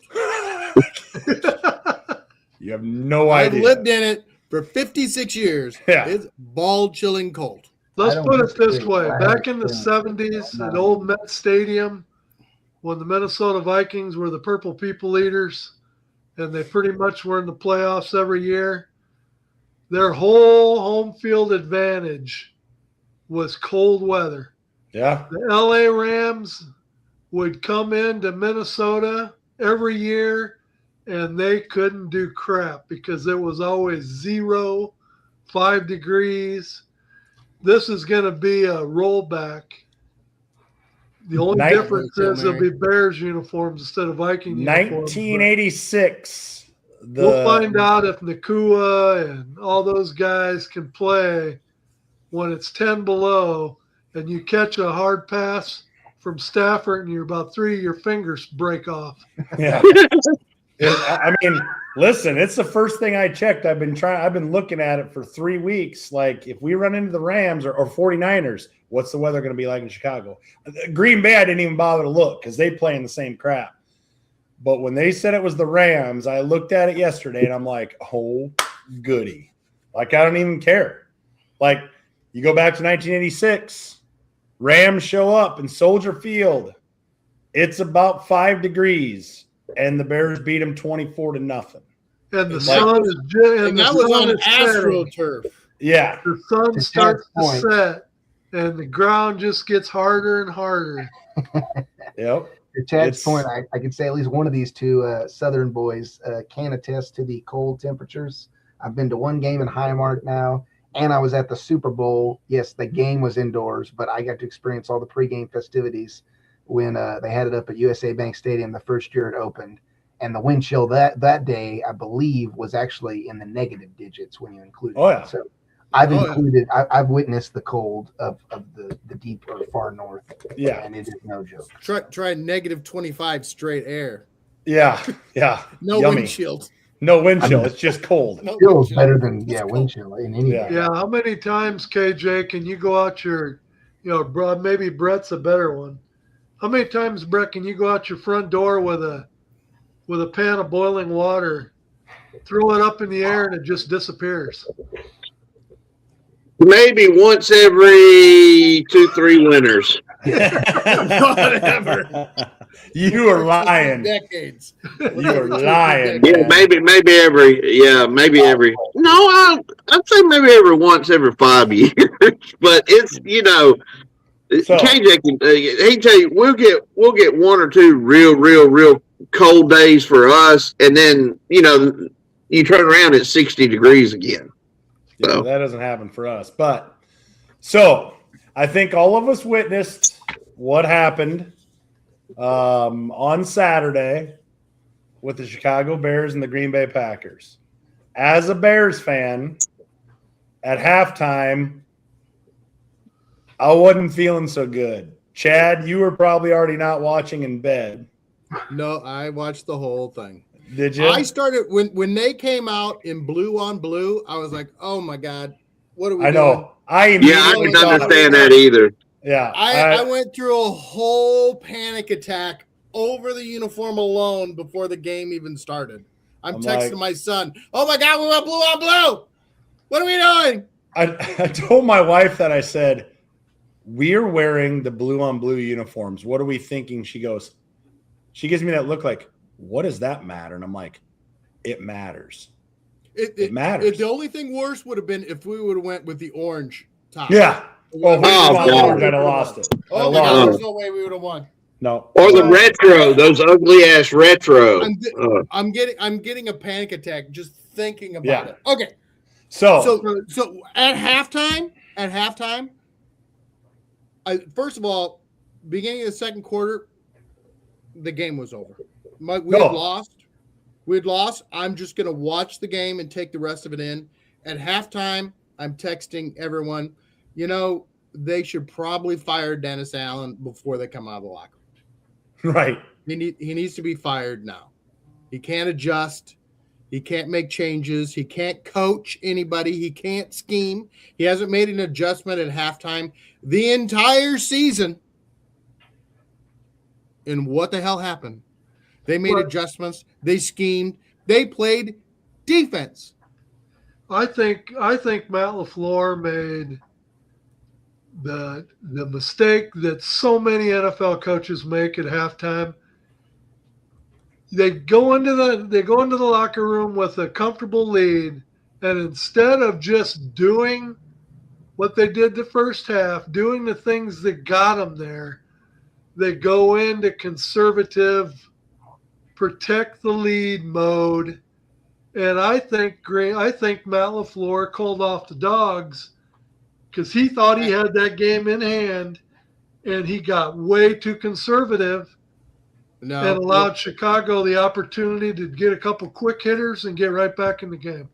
In the press conference after the game, LaFleur said, we came out at halftime and we went 3 and out 3 times. They gave us 6 looks we had never seen them play. They were giving us looks we had never seen on film Chicago play all year. To the second half to start playing is my question. Yeah. I mean, what is it about the halftime adjustments? Are you telling me for the first 30 minutes of that football game, they couldn't make any defensive adjustments whatsoever? But yet they come out after halftime and shut them down.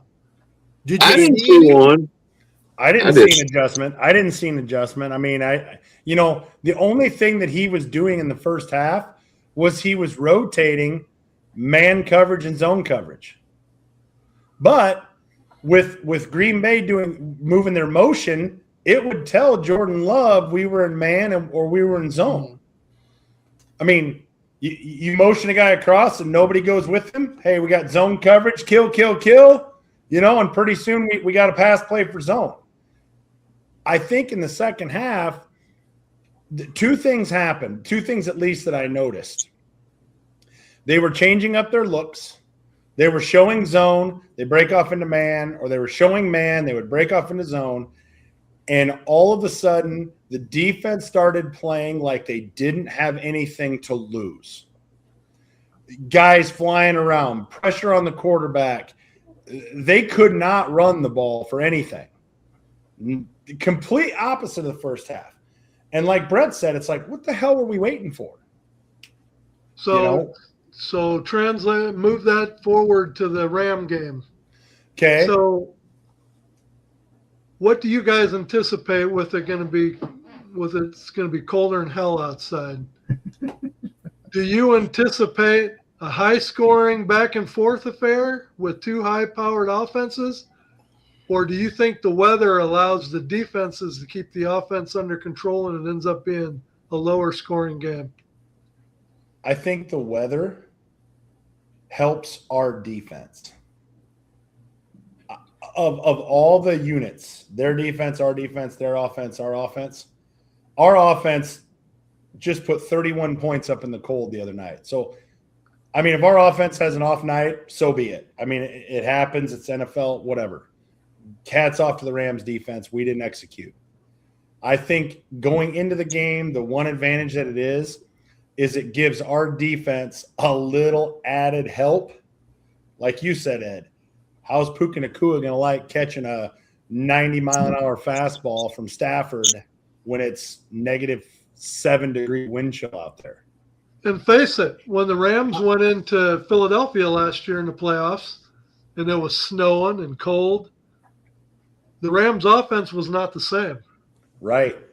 And so this is a little bit different, but I would almost rather play in the snow than I would playing in -10-degree weather. Right.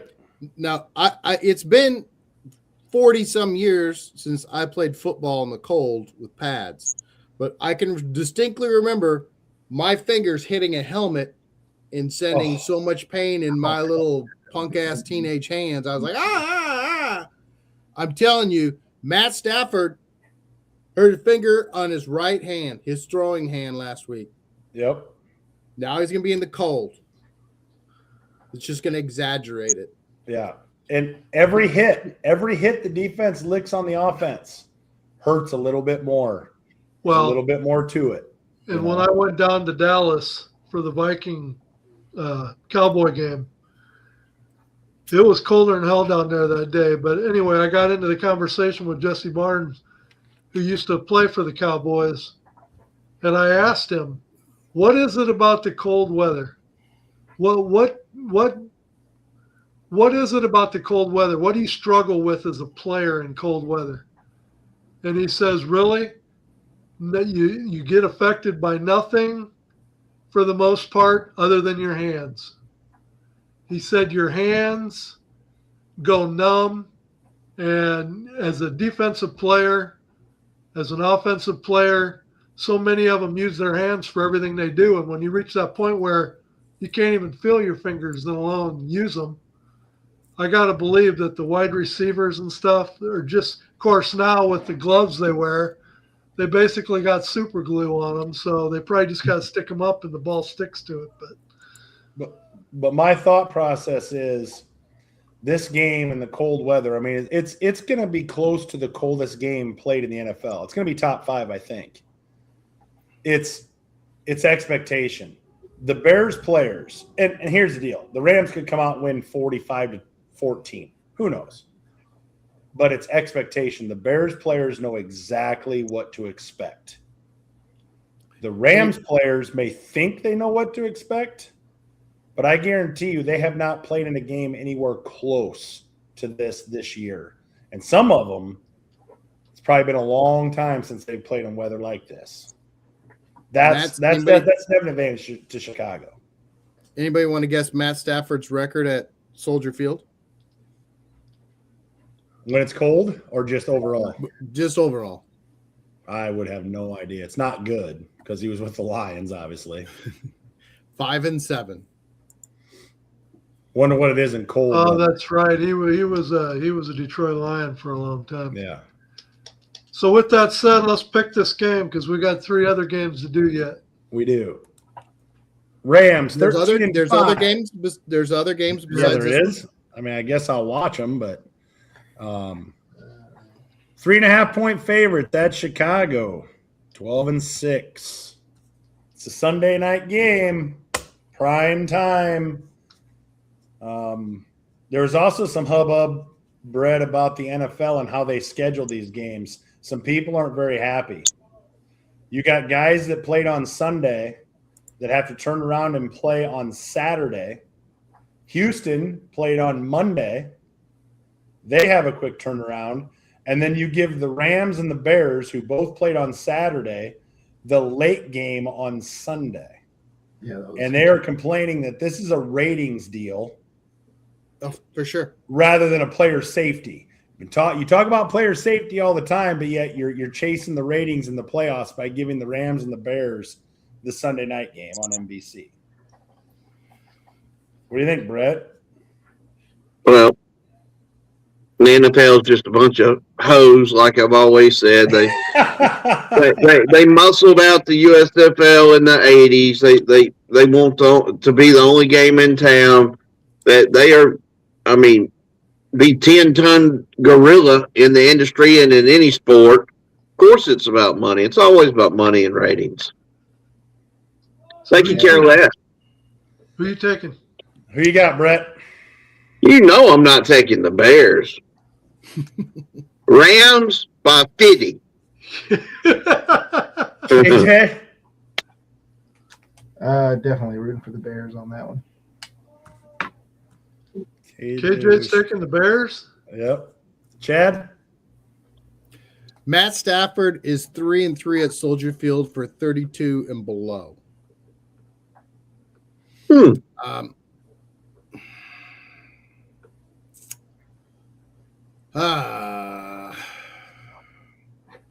Give me the Bears. Ed?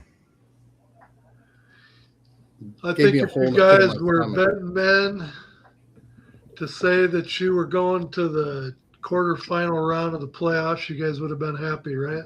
Hell yes. Yep. We're playing with house money, baby. The future is very bright for Chicago, but I just think it's a year too early. So Sean McVay, I think, is going to find a way to leave Soldier Field with the win. Give me the Rams. And I am like Brett. There is no way in hell. I took Chicago last week because I really believed they were going to beat Green Bay. And I was nervous that entire game. But like I said, we're playing with house money. I'm still going with the Rams. Last time the Bears and the Rams played in the playoffs in Chicago, 24-0. January 11th, 1986, the Rams had to come in and face the greatest football team in the history of fucking football. The monsters of the Midway, and we still believe in monsters. That's a good anniversary. All right. So what's the comment line look like for predictions? Let's look. What's that? What's the comment line look like for I didn't want to say it because I think everybody, as I was going through there, took the Bears, and that scares the crap out of me. I don't see one single person in the comment line taking the Rams. Mike took Chicago. Henry took the Bears as well. Marty's got the Bears by 14. God, I hope you're right, Marty, but like that scares me. So I got to go with the Rams. But let's take a look at the next game that involves the San Francisco 49ers. More injuries for San Francisco. If you were watching this game in the second quarter, you knew, as I did, exactly what happened to George Kittle because you could see it. I don't know what is going on, but I have seen in the last couple years more Achilles popping on the television screen than I can possibly remember prior to this. I never knew it was a thing. I remember the basketball player in the Atlanta Hawks, Dominique, blowing his Achilles. I was like, what? And like what the hell is that? What the hell? I think it's a shoe thing. I think the shoe technology has gotten to the point where what else is there? Yeah, I don't know. Well, The water? I thought about this, and I think a lot of it, guys, look at whether it's basketball players, football players, baseball players. I don't know if it's evolution, all the, what we're putting in their bodies, whatever. But the athletes now, they continue to get bigger, stronger, and faster. And you wonder if the amount of weight on them knees and on them ankles is why they're, you're seeing so many ACLs and so many Achilles because you had very few players as big and strong. I mean, how big is Kittle? What? I mean, he's a big dude. I mean, 35, 40 years ago, did you have that many big, strong, fast tight ends back? I mean, the Purple People Eaters. He was an offensive tackle 40 years ago. Yeah, I mean, the defensive line for the Purple People Eaters, they all ranged from 200 to 220 pounds. Yeah, for a starting defensive lineman. That is now you've got defensive linemen that are 3 to 340. You can run a 4.6. Yeah. Can you imagine the quarterbacks from head to toe on a blindside sack? It's got to rattle every bone in their body when they get hit by these guys. I mean, every Sunday when I watch Fox, every Sunday when I watch Fox's pregame, and they have them all lined up there, and I look, Gronk's on the end, standing next to Strahan, who's standing next to Howie, Hall of Fame defensive tackle. Michael Strahan, defensive end, Hall of Famer. Gronk, tight end, towers, makes them look like little kids. Yeah. Dude, the athletes are so freaking huge now. I mean, they're just a lot bigger and stronger than what they used to be. That's got to have something to do with it. But listen, Brett, we talk about George Kittle blowing Achilles, but then you have a guy like Aaron Rodgers blow his out. Like, we're not talking about a huge dude in Aaron Rodgers, big old muscly 300-pounder. What is going on? But he's also, Aaron Rodgers also was 40 years old on AstroTurf or whatever you want to do. Yeah, I mean, that's true. I mean, age could factor into that too, but I mean, it's just crazy. Knows about blowing Achilles too. Yeah. Dan Marino blew it out on natural turf. I mean, I'm telling you, I think it's the shoes. I think they're over-engineered. I think they've taken everything into account, but the Achilles, and I think that's what's doing it, in my opinion. I don't know. I'm no footologist. Right. So San Francisco with the injury problem. And Seattle with the Sam Darnold factor. Who's going to win out? Man. Is the San Francisco going to be able to overcome their injuries? Is Sam Darnold going to get past his ghosts of a year ago and start blazing a new trail as the quarterback of Seattle? What kind of Sam Darnold are we going to see? Listen, this is your nightmare, Ed. This is you ain't a kidding. I'm going to be watching the game. Where are you at mentally right now? You're going to be the biggest 49er Brock Purdy fan on Saturday because you will not be able to stomach the fact that Sam Darnold could lead a team to the NFC Championship after what happened with Minnesota last year. I know it. You got a Purdy jersey? I have to weigh my pick because if I look at this game logically, I'm saying Seattle's going to win all the way. But that would also mean if I pick Seattle, that I'm in a way rooting for Sam Darnold to succeed. Well, here's the deal. It's KJ's turn to go first, Ed, so you just keep weighing it. KJ, who you got? Oh, in my opinion, this whole entire weekend is going to be historic in more than one way, but primarily from the victors that I foresee taking the dubs. So I'm going with Seattle. Brett? Well, you remember before the playoffs started, my Super Bowl prediction was Houston and Seattle, so I'm sticking with Seattle. As much as I want to root for Brock Purdy, I mean the injuries, the Sam Darnold factor, but it is in Seattle, 12th man. I'm going to be rooting for the 49ers, but my pick is going to be Seattle. Ed? No, wait. Don't you want Ed to go last? I'll go. Oh, okay. Chad, you go. I'll let Ed go last. We'll let him ponder a little bit more. Yeah, he's pondering there, all right. I think he just rubbed another quarter of an inch off his scalp.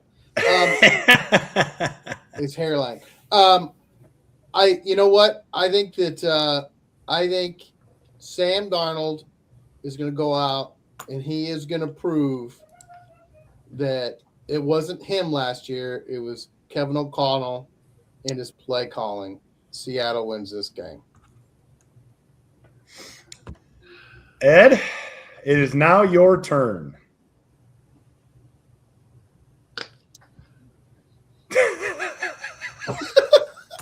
Don't look so much in anguish, Ed. Your team's not in the playoffs. Here, Ed, before you go, Marty has Seattle by 7. Jay has Seattle. Big Mike has Seattle. Mama Bear has Seattle by 7. I think Sam will come through. I love Mama Bear. And Henry has San Francisco. Wait. Jolene, I did not see a pick for the Bears game. What are we doing here?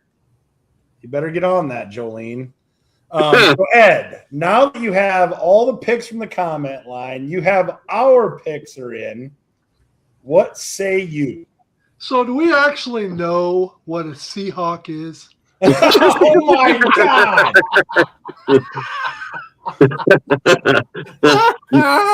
Not this again. Let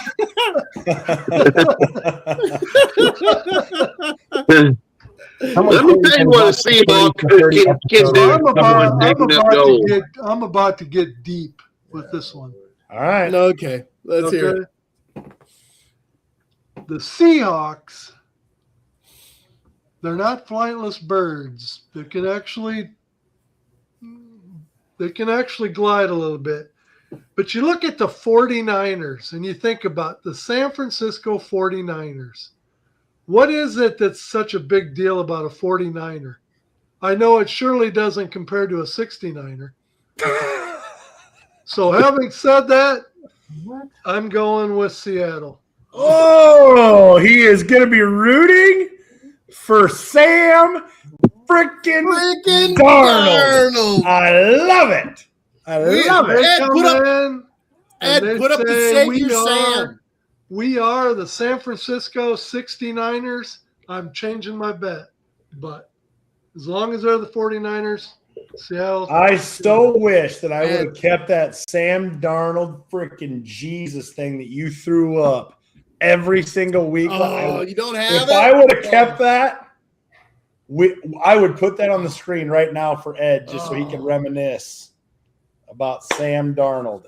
I mean, could you imagine how he would feel if Sam Darnold's holding up the Lombardi trophy at the end of the season?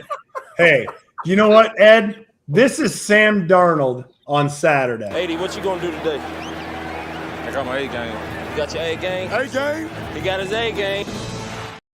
That is Sam Darnold on Saturday, just for you. He's going to be, I got to win this one for a guy. I got to win this for Ed Ployer in St. Louis. I got this. So we got a clean sweep for the clean Seahawks. Sweep for the Seahawks. So let's talk about, before we get to the Houston New England game, let's preface the game that happened on Monday. What is next in Pittsburgh? Because Houston pretty much ended Mike Tomlin's 19-year run with the Steelers. There's only been 3 coaches in my lifetime in Pittsburgh that I know of, that I've ever seen. And now there will be a 4th because Mike Tomlin has done Pittsburgh a favor. I don't know if Pittsburgh would have fired him. Who knows? But he stepped down, and he has 2 years left on his contract. So what that means for those of you at home watching is it means that Pittsburgh will receive compensation if Mike Tomlin in the next 2 years, gets a head coaching job or whatever the case may be. Had they fired him, Mike Tomlin could sign with whoever he wanted. But since he stepped down with 2 years left on his contract, Pittsburgh will receive a compensatory pick, or however that works with coaches. Yeah. It's something along those lines. I don't think the other team has to give them a pick. I think they just get a pick. They get a pick, yes. They get a compensatory pick in whatever round it is. But Mike Tomlin has gone in Pittsburgh, and I would say it was probably time. They've kind of backed themselves into a corner because Pittsburgh has shown that they change coaches every 15, 20 years? Yeah. I mean, you bring in a coach that you think is going to be worthy of the next 15 to 20 years, and he doesn't deliver. How much rope does he get just because you're the Pittsburgh Steelers and you don't fire your head coaches and you end up dragging a coach along for 5, 6, 7, 8 years because that's what Pittsburgh does. And Chuck Noll, what do you have, 4 Super Bowls? Is that what Chuck Noll ended up with? Yeah. Okay, at 4. Bill Cowher, did he not win early? No. Yeah, no, he was always a winner. He won his last year as a Steelers coach. They won the Super Bowl. They won the Super Bowl. And he was there, was he there 15 years? Is that Bill Cowher? Might have been 16 or 17. Mike Tomlin won in his second year with Big Ben. So they stuck with Mike Tomlin, who, to his credit, 19 years, did not have a losing record. He was 500 or above. But the 17 years of not winning a Super Bowl under Mike Tomlin, Pittsburgh is loyal. There's no question about it. But I think it was time. They're old on. They spend all their money on defense. They have tried to piecemeal with quarterbacks every single year. I just don't know what they were doing in Pittsburgh offensively. You watch receivers leave Pittsburgh this past year in Dallas. Pickens goes to Dallas, right, Brett? Pickens goes to Dallas and was an absolute animal. He was a nothing burger in Pittsburgh. A nothing burger. Offensively, they have sold their soul to the defensive side. I think they had the highest paid defense in the NFL, and it just wasn't doing it. It wasn't getting it done. So I think, so I'll ask you guys. Pittsburgh's job is now open. There's plenty of coaches on the market. Kevin Stefanski is probably the highest offensive guy out there. I would say John Harbaugh is probably the number one pick, if you will. But I don't see Pittsburgh going with John Harbaugh. I predict they hire a positional defensive coach. You think so? Coach, a DB coach. That's what they do. Bill Cowher. I have heard. Bill Cowher was a linebacker coach, and what's his face was a defensive back coach. I have heard Jesse Minter thrown around, the defensive coordinator for the Chargers. Secondary to Minter, I have heard Hawley, the defensive guy from Green Bay. I mean, there's other D coordinators out there that have been mentioned. Robert Saleh is another one.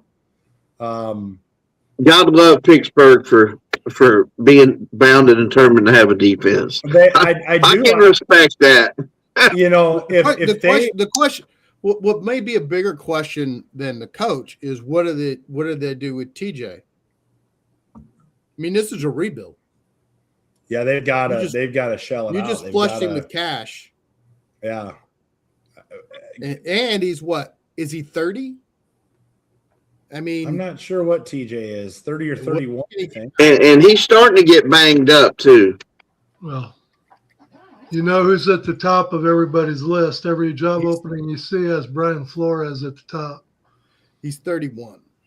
Ironically enough, Ed, it's surprising, and I thought it was kind of the blackball effect. I came across a article today, and they had all the teams and the potential fills, who they thought were going to be, and then some other ones. Brian Flores did not make the top two in any of these jobs. I'm telling you, I disagree with it. Miami. He burned yeah, with the NFL too. Right. Yeah, that's what I'm saying. I'm shocked because I do think Brian Flores is a very good defensive mind. I think a Brian Flores would fit perfectly in a Pittsburgh scenario because, like Brett said, Baltimore is another one. Well, here's what I heard. You can't be too shocked. I mean, look at John Gruden. He's still not back in the league. Right. I mean, that's the biggest thing. I heard Brian Flores as a most likely landing spot is the DC in Green Bay.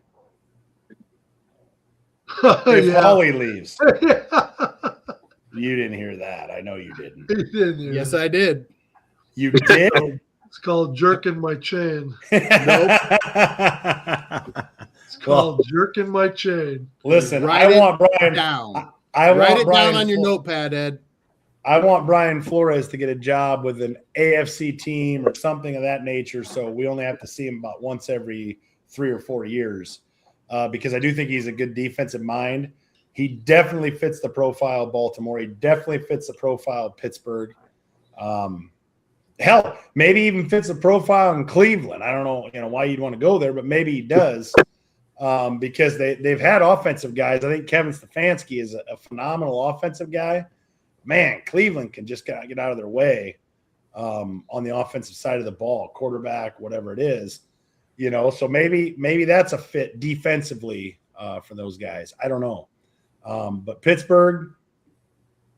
I mean, again, I was watching Colin Cowherd today. He's like, "Listen, Pittsburgh, you can get mired in another defensive guy, and maybe in the next 20 years you get a Super Bowl, but you're going to have a lot of average years because this is the age of the offensive coach." It's the age of the offensive coach, the offensive minds. And, I mean, maybe he's right. Because offensive coaches are winning Super Bowls, and I mean, who's the last, and I do not know this answer because I have not looked it up, and who's the last defensive guy, defensive guy? Bill Belichick. The greatest coach in the history of the NFL with 6 Super Bowls. Yeah, but he also, as a defensive mind, had a guy called Tom Brady that may have made up for that. because after Tom Brady left, things kind of fell apart for Belichick. You know, he got into the defensive swing of things, and New England couldn't turn it around. Well, So he couldn't maybe draft anymore. Yeah, I mean, maybe, you know, it's the age of the offensive coach. And I mean, maybe Pittsburgh will shock me, but I really don't. I think I can see Minter, Flores, Hawley. I can see a defensive coordinator. It's going to be some defensive position, linebacker or defensive back coach that you're not even thinking about. Probably. I have no doubt. But so let's talk about Chad. You know, things that I got to live with. Mike Tomlin was on the Minnesota Viking coaching staff when he got hired by Pittsburgh. Hired by Pittsburgh. So I got to watch his success for the last 20 years. So right. Back to the games. Back to the games. So we got Houston 13-5 at New England 15-3. New England is a 3.5-point favorite. It's the Sunday 2:00 game. KJ, I'm going to tell you this. I love Houston's defense. I mean, they were playing an old man in Pittsburgh. They will not be playing old man in New England. True. But this is where I'm worried about with Houston. They won that game in spite of their quarterback. Thank you, CJ Stroud was not good. And we're talking about the divisional round. Quarterbacks that are not good. This, I mean, these games are starting to be separator games. The quarterbacks are going to come to the top. Quarterbacks are going to make plays for their team. How worried are you? I know you got the great defense, number one defense, but how worried are you going into New England after the performance that CJ Stroud put together for Houston in Pittsburgh? I mean, there's a concern factor, but I would say this. I don't think that's been indicative of him through a majority of the season. And even in the times, I know he's early on in his career, but I mean, he's had at least one go-round already in the playoffs in the past. And even when we lost, he didn't play like that. So I don't think that the performance from Monday night was anywhere near his natural MO or, what we should expect to see from him.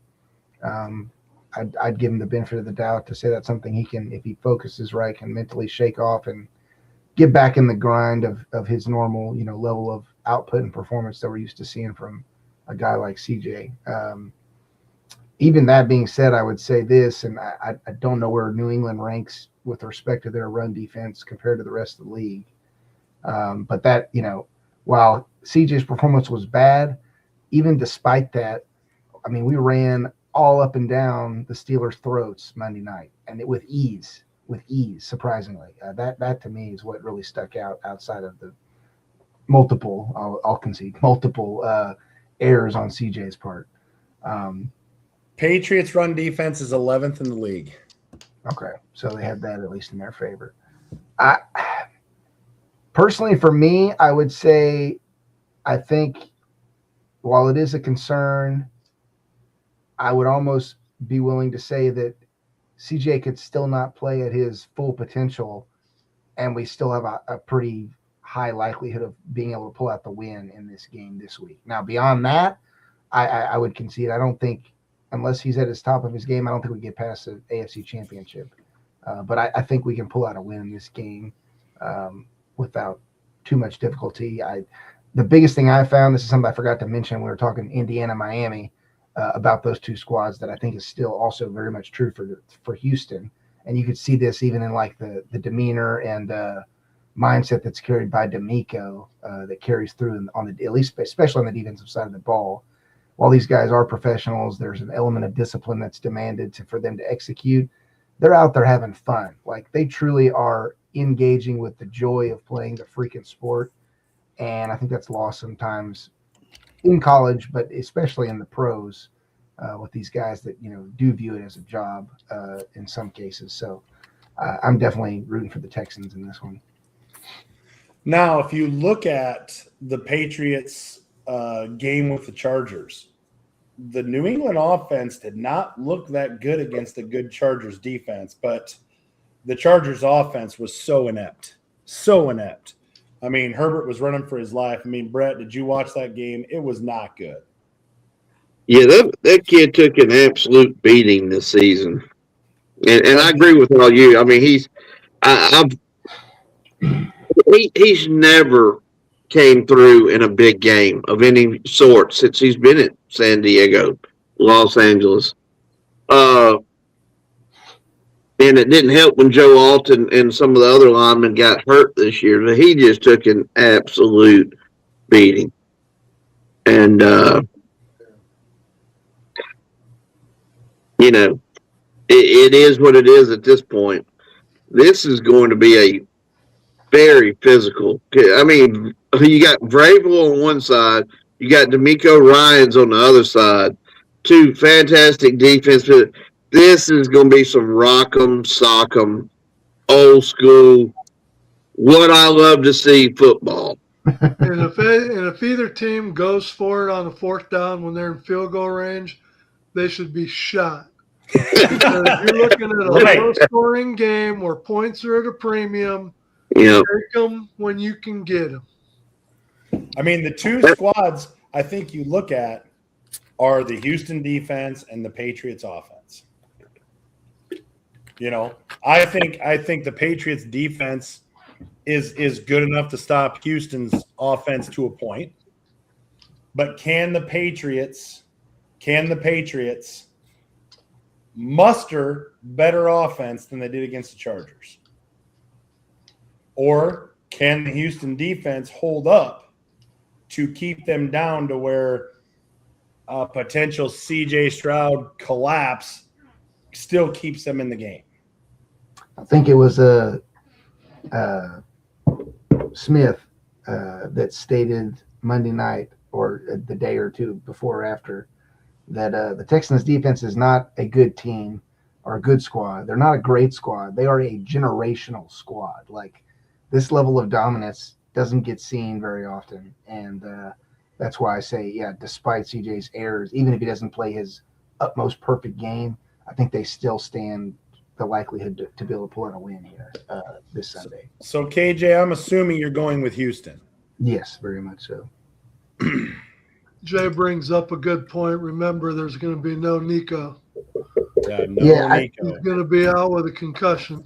He was honestly hit or miss this season, and, I mean, he didn't really, he was injured during the game. They did fine without him, so we've got enough weapons. Ed? Again, if you look at New England for a first-year head coach, he got the most out of them. I think year two, they're going to be even better. I think maybe this is the year that they're going to do good. A lot to hang their hat on, but they'll make an exit this week. I think Houston's going to keep May under wraps, and I think New England's going to have big-time trouble scoring points. So as long as Houston can keep kicking those field goals, I think that's going to be enough.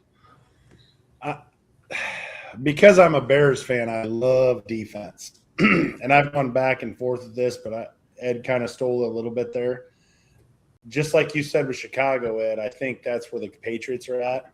If you look at their schedule, the amount of playoff teams that they played throughout the year, you look at their first game with the Chargers, they win a 16-3 game. Their offense did not look good. And let's face it, Houston's defense is way better, I think. I think it's Houston and, everybody else down here, from there. I think Houston is going to get after May. I think they're, May's a good quarterback, taking nothing away from him. But I think they're going to do some things to him that he just has not seen. And I think Houston is going to get after them, going to get after May big time. I think this may be the week that you see that New England kind of had the benefit of a pretty good schedule during the year. I think that's it's gonna hurt them, and I think Houston's defense is gonna smell blood. And when they do, lights out, baby. Give me Houston. Chad, who you got? It's going to be not super cold enough. It's going to be snowing in New England Sunday game time. Give me the Patriots. Ooh. Brett? Well, of course, the weather can always play a big factor. I just think Houston's defense is so good. They expose a lot of people. I mean, they can make you look bad. I think it'll be a close game as long as Stroud don't have a collapse like everybody's kind of hinting around to. I think Houston will be fine in this game. Houston won't be by a lot. Probably give them by 6. They'll cover the line. Well, hell, New England's the favorite at home. Yeah, Houston by 6. Marty's got Houston by 3. Henry's got the Patriots. Big Mike, New England all the way by 14 plus. Oh, wow. Jay's got the Pats by 3. And Jay says, I don't want the Bills to have to play Houston again. So New England 14 plus, they might not even score 14. Yeah, Big Mike is rolling with the Pats. Constricting the blood flow to his brain.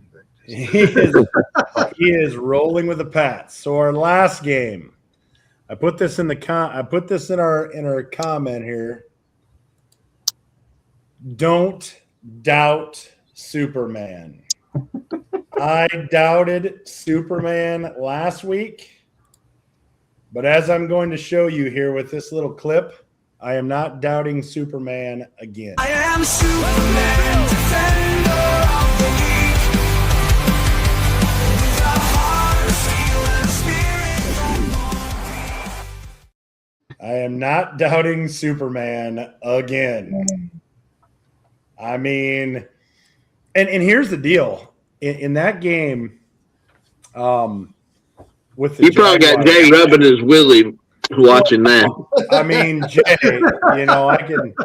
If you like that, Jay, I could probably send that to you. And the thing about it is, in the Jags game, Lawrence threw a couple picks. One ball was just like, what are you doing? Really, I mean, he's hurt all over the place. I mean, Josh Allen has a foot, ankle, he's got like 3 different things that he's on the injury report for this week. He really didn't have, and this surprises me, he really didn't have to turn into Superman last week to beat the Jaguars. He didn't. I don't know what I'd have to look back. You know how many rush yards he ended up with, KJ, from last week? I don't even remember him scrambling much. That's what I'm talking about. I mean, when he turns into Superman, it's always like, oh, he had 60 rush yards and he had this and that, but he only had, let's see, rushing. He had 33 rushes or 33 rush yards. He didn't have to turn into Superman. I'll give him that because like the Jags front 4 or whatever were good in pressuring him in multiple occasions, but he was able to avoid getting sacked. So Ed, they didn't have to move on. He didn't have to be Superman because Trevor Lawrence didn't have a very good game. Right. In fact, there was a big discussion on ESPN today about whether it was time for Jacksonville to move on from Trevor Lawrence. I think that's a little harsh. He's been around for a while, but he definitely underperformed that last week. That's for sure. My impression of Josh Allen rushing last week was unnecessary. That shot he took down on the goal line, I was like, is he going to come back in? Right. I mean, it was 11 carries for 33 yards. That's 3 yards a carry. That's brutal. Didn't he go into the tent 2 or 3 times, Chad? Yes. That push wasn't fully voluntary, I think, on his part, since he was getting almost carried by his lineman. Yeah, they said single-handedly that might be the tush-push play that gets it banned. You can because tell you just can't have other players carrying guys with the ball right up the field. Yeah. But I mean, there was another one down on the goal line where he got hammered. He got put down, and I was just like, oh man. But every time he went into the blue tent, he came out, the helmet went back on, and here we go again.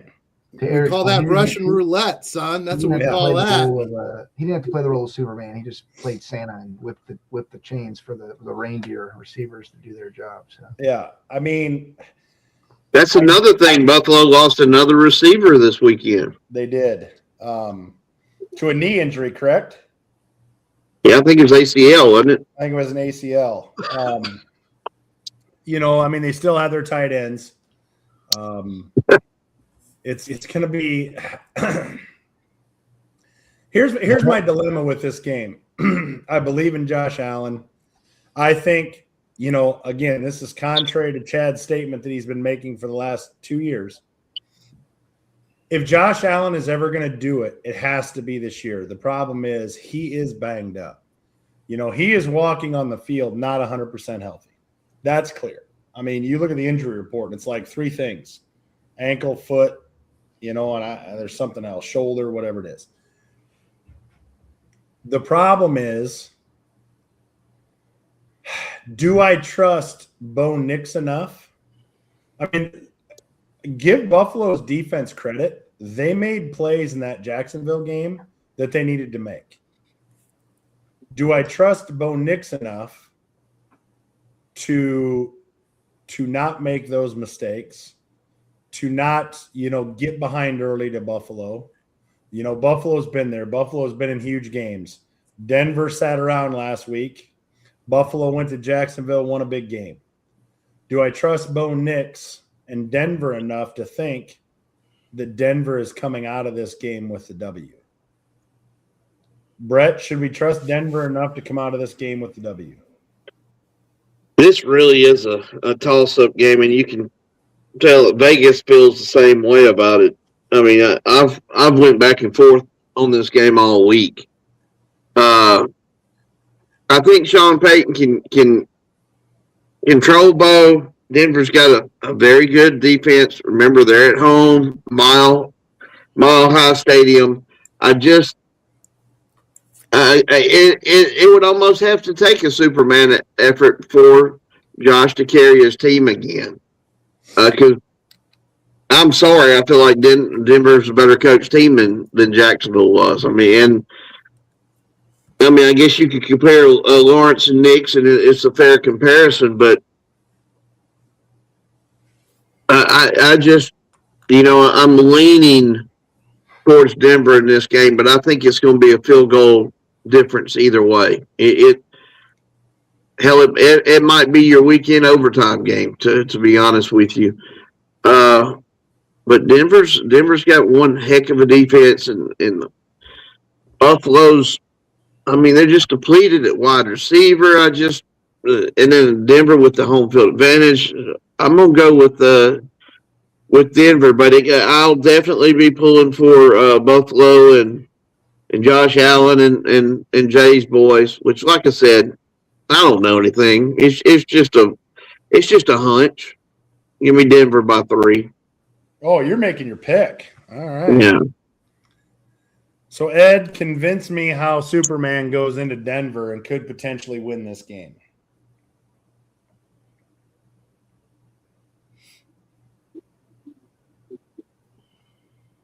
I can't hear you, Ed.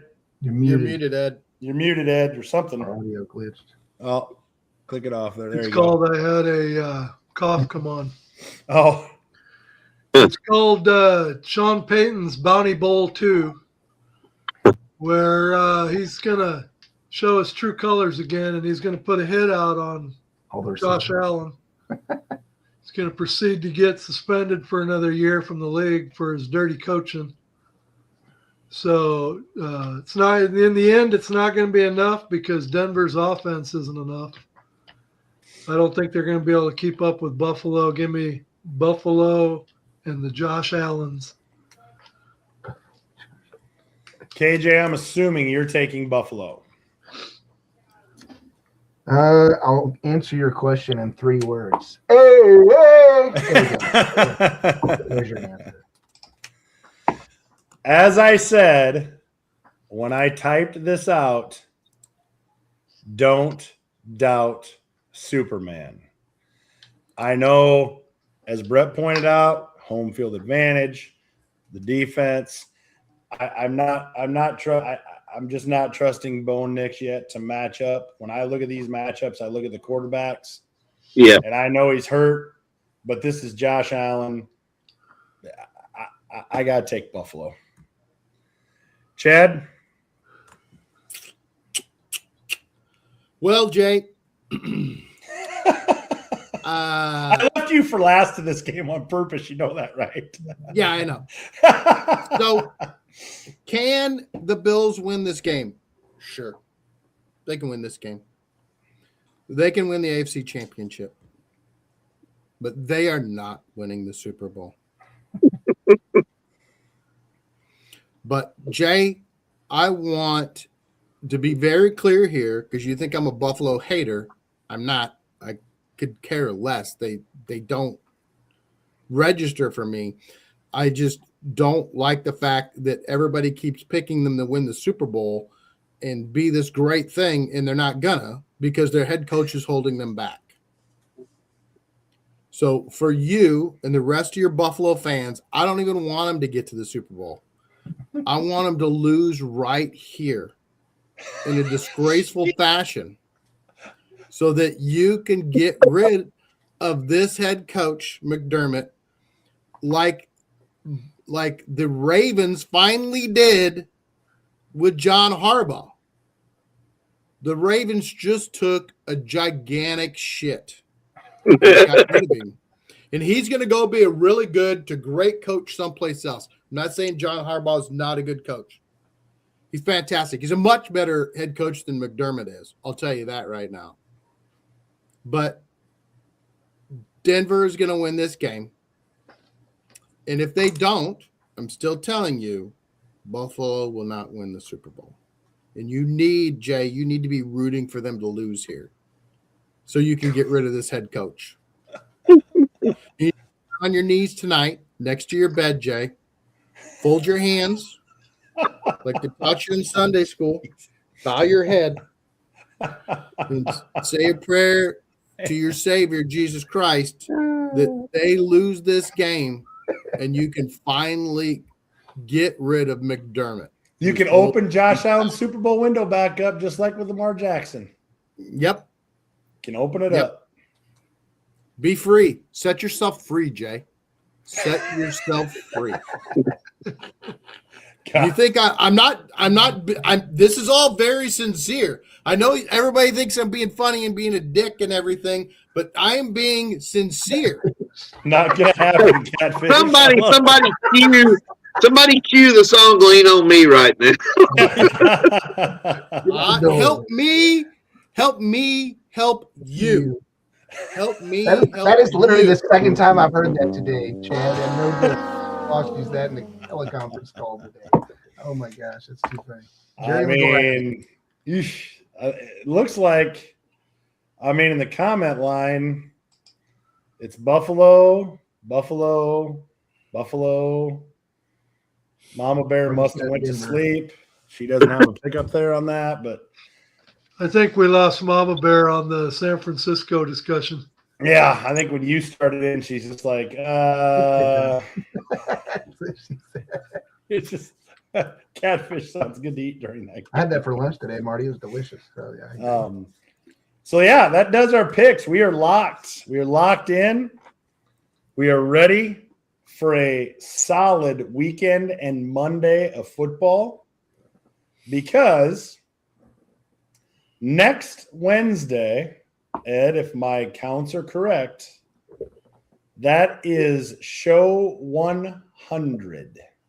Show 100. And I just want to say, when we say show 100, we mean the commitment of week to week shows.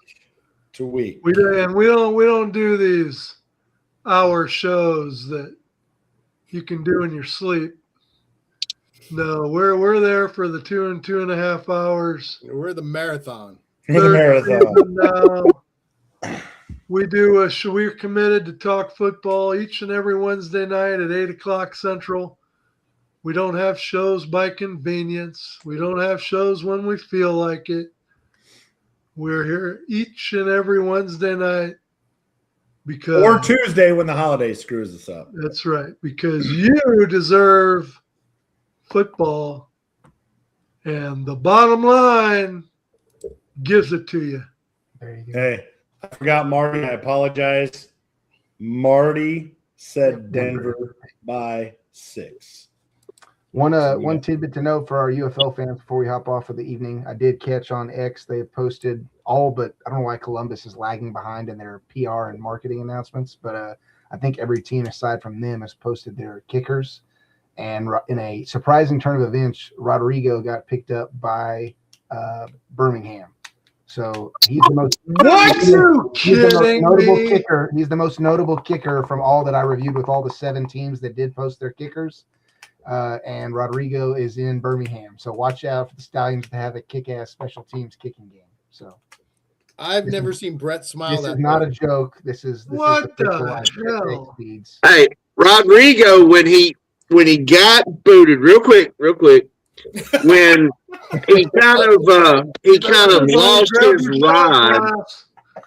When he lost his ride in Indianapolis, he practiced every day and did his videos on Instagram, and I commented every day and on X. And he read his next. At a high school there in Birmingham. That's where he trained. So he belongs in said Birmingham. And once again, the Stallions have a great kicker. Does he read his Nick Not Saban thick, inspirational though. book every night before he goes to bed? Yeah, I mean. Well, he went to Georgia, so Kirby Smart is, he reads it. We've had a great show. Did you really had to screw that up? Right? People want all the football, Ed. You can't cut out the kickers just because they're kickers. That's not. You hear that, Marty? We got Rodrigo in Birmingham, Jay. Man, we like Alabama. We gonna keep running with this dynasty. We might have a down year or two, but we just gonna keep rolling. So for show 100 next week, we'll work on bringing a few things to you to kind of change it up a little bit for show 100. But until then, enjoy a great weekend of football again, everybody. And we will see you again next Wednesday at 8 p.m. Central. Bear down! Bear down! See you next Wednesday. And that's the